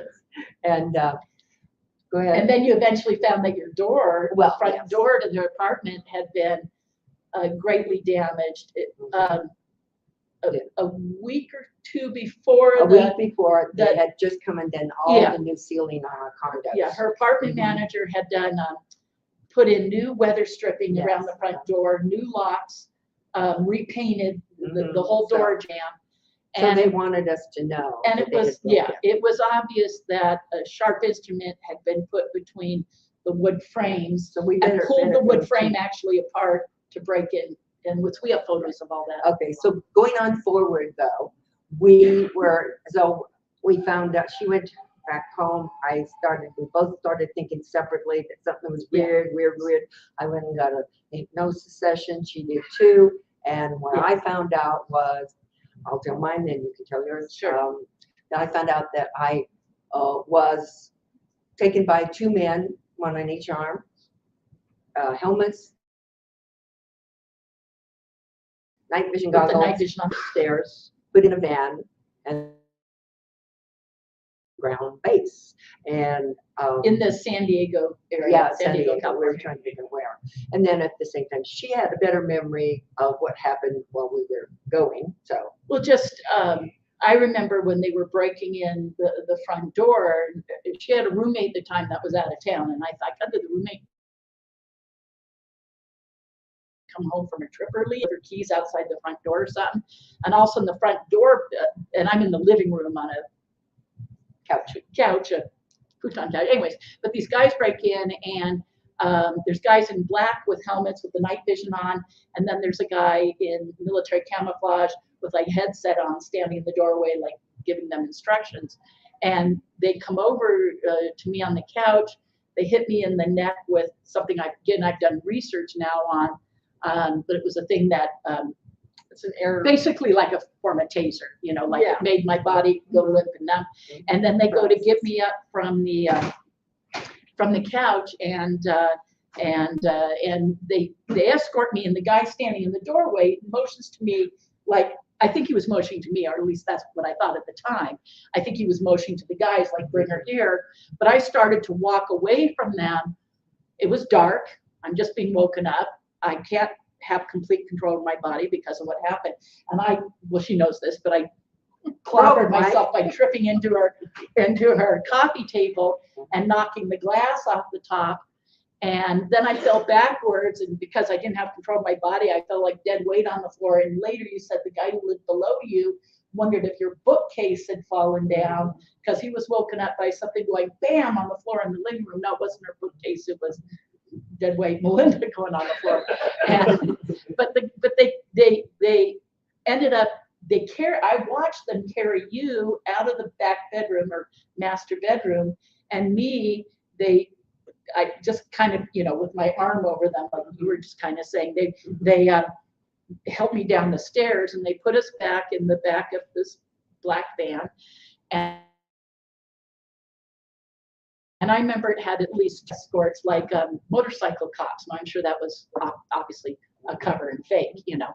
But if anyone saw what was going on, they would think there was a police thing and pull the van over or something, you know. And anyways, and they put us in the van. They drugged us again in the van. But we arrived at the military base, go through a couple security checkpoints. Is that how you remember? That's when I woke up at this checkpoint. Okay, so you tell from here since you remember now. Okay, so I was in and out of consciousness. So I did not wake, I woke up at the checkpoint, then I woke up sitting on a table in front of a lieutenant colonel. It was always a lieutenant colonal or above that was always the ones that did the interrogation. And he'd be walking back and forth and back and cussing at me and cussing at me. Had said, you've been told over and over to shut your mouth, stop talking about this, break it in blank, swear, swear, swear, and said that I want you to know how what we mean now and how serious we are about this. I want you to meet someone. And in walks this draconian, and he walks a reptilian. But the really nasty draconian types that are a lot, you know, scarier than I've seen reptilians. The variety of experiences, with some of them being very nice and helpful and loving, and then ones like this that were frightful. I'm just clarifying that. But not in the deep underground for the loving ones. Okay. No. But anyway, so he came in, and I mean, the guy went out. The alien came in. I could see his tail dragging across the floor. He came up to me. He looked down, bent down, looked into my eyes, and put me in this holographic room. I was in like a white room. It was like holographic, and nothing was there except my son, my other son, his wife, and my grandchild, who was 3 years old. And he proceeds, now this is so weird, I know, but it's just what I saw. All these guys in black ninja uniforms coming down with these big bayonets and chopping up my family in front of me. So, and at the time she thought this was really happening. I thought it wasn't. I love this part. I mean, well, yeah. Love is the wrong word, I just had this ding ding because I was screaming, but I wasn't. I mean, I was not hearing screaming per se, like it should be. It wasn't right. And I said, wait a minute, is this real or Memorex? And remember those commercials? Is it live or Memorex? And she goes, I can't hear them. This isn't real. This isn't real. Yeah. I can't hear them. So. And you anyway. said this to the reptilian? Oh, no. I don't think so. I probably said it But in my you were head. thinking I was thinking it. Yeah. Yeah. Okay. No, I didn't. No, I was too scared to say anything. What happened after that? What did the reptilian do? I don't remember. Early on, when I opened my eyes, it appeared. I don't remember seeing him leave the room at all. Did the military guy come back in to say anything after that? I think I fainted. Okay. I don't think I remember anything because I think I fainted because I don't remember anybody coming back in the room. So it scares you. So I fainted. And Melinda, you kind of had the same Yeah. I had a guy. Just I'll try and tell it real quick. Again, interrogating me. We'd been, after we were taken out of the back of this van, we were separated into different areas of the building, and taken in the underground base. I was taken down a whole number of stairs that time. But I ended up getting threatened And then the guy said to me, to prove that we're serious, there's someone I want you to meet. They actually took me in another room than when he was first doing that to me. And this other room had like an exam table and they had me sit in it. They bring in the reptilian. And I thought, not to be too graphic, but I thought I was being brutally raped by the reptilian. And oh God, I did Holographically. but Holographically. yeah, I said I went there. Anyways, but it wasn't. But that's just it. I realized with you, like you were saying, you couldn't Right, hear they're it. torn apart. Yeah, Remember that. thank you. Yes, and dismembered and torn apart, like my arms ripped out of their sockets and stuff. Yes. And then I went, wait a second, I'm not feeling this. That's how I knew it wasn't real. I said, this would hurt. I can't feel this. And then there was a reptilian standing in front of me.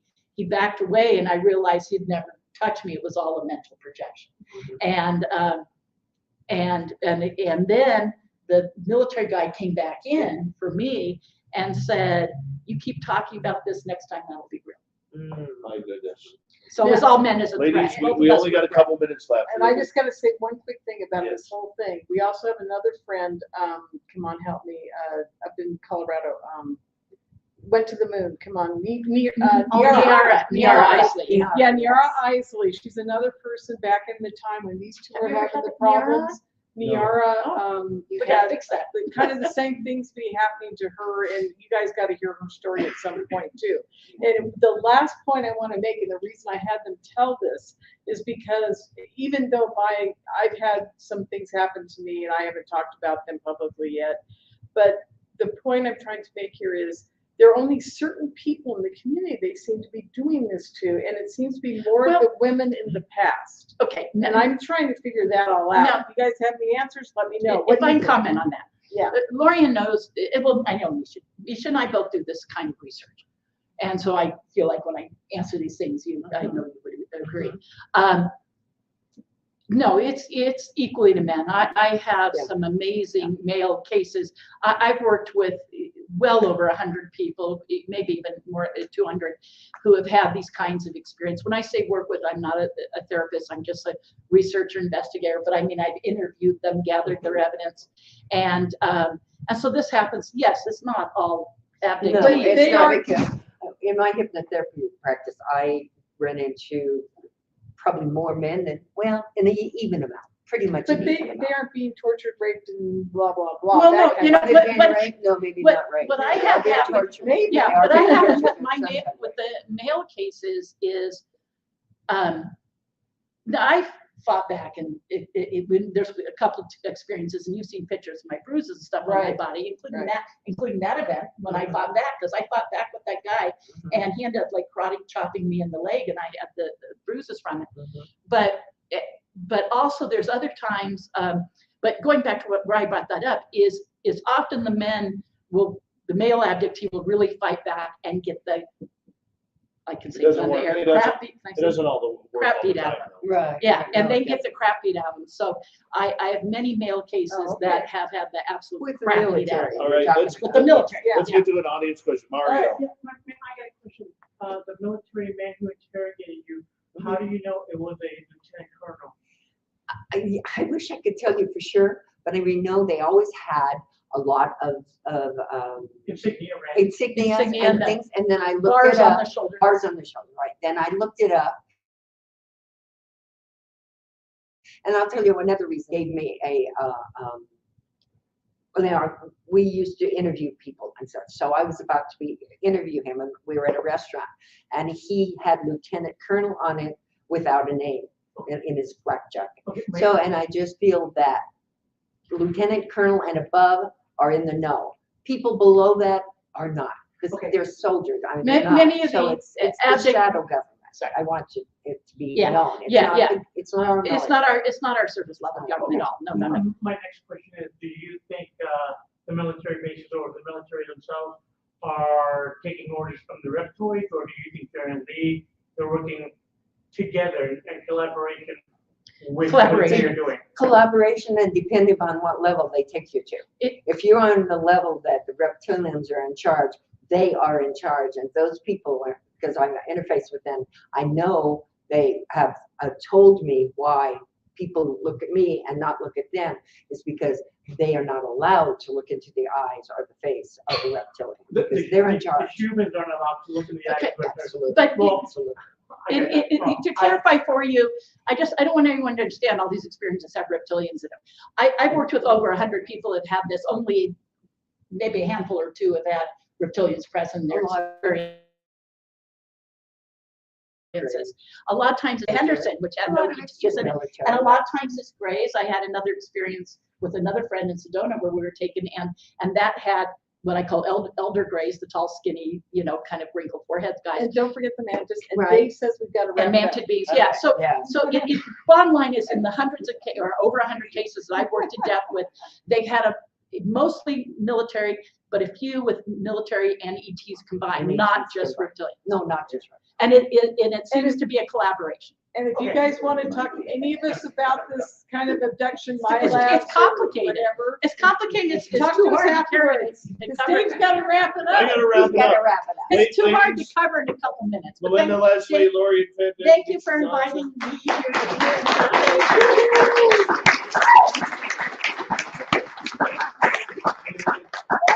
One last thing, you guys, Misha does her groups, and you Oh, should yes, tell thank everybody you. about the All right, groups. just real quick.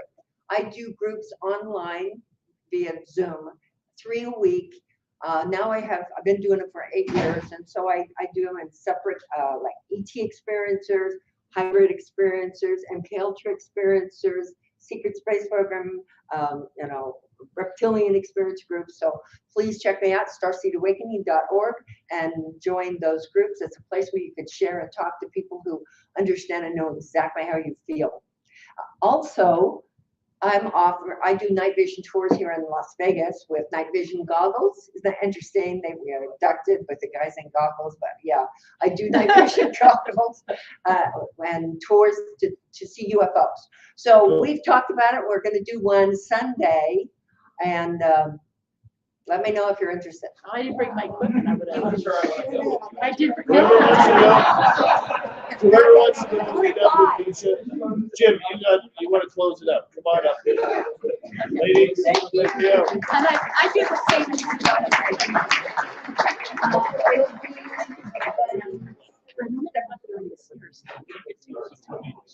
Well, do one Monday. I'm gonna All put right. that. Final time, we're gonna bring Jim Goodall in here, because I'm sure we're all getting hungry. We all, no offense to you, but we're all on the booze train tonight, so pretty looking at empty. I just got a brief comment to put things into perspective where we're at today. Hey guys, give me a sec here. Go ahead.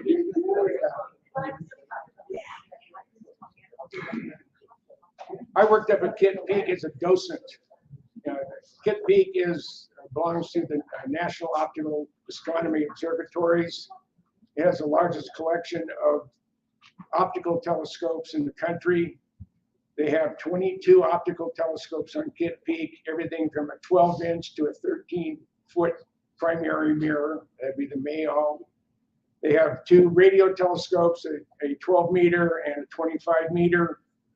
But the 2.1 meter was operated by Caltech for 5 years using remote operation and adaptive optics. And they were looking for exoplanets. And a very, very small part of our Milky Way, over the course of 5 years, they were 8,000 exoplanets and a postage stamp size of our Milky Way.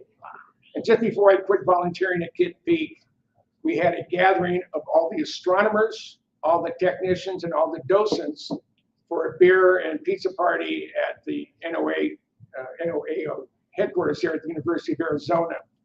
And the keynote speaker was the top astronomer of the National Science Foundation, and he had just returned from a worldwide conference on exoplanets. And he said, based on the input from, and there were hundreds of astronomers in there putting the information into the bin to try to figure out what we had. He said, using proven mathematical formulas, they calculate that for every star in the universe, there's 1.5 planets. You can't even cram the number in your head, it's so big. And out of that incredible number of planets, they calculate, and again, this is using real science, real math, they calculate that there are 2 billion, that's with a B, 2 billion Earth-like planets orbiting a similar sized brown dwarf star as our sun in the inhabitable zone with liquid water. And to quote Jodie Foster's character in Carl Sagan's movie Contact, if we're the only ones, what a waste of space. We're not alone. And thank you for that. I want to thank the golden voice of Central British Columbia, Mr. Dave Scott.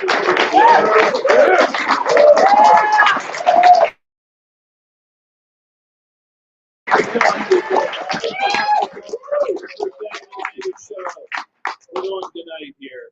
Thank you from the Golden Nugget in Las Vegas. My name is Dave Scott. I still have a couple of And days we if are anybody's going to interested. say good night. We own the night. For all of us here. We own.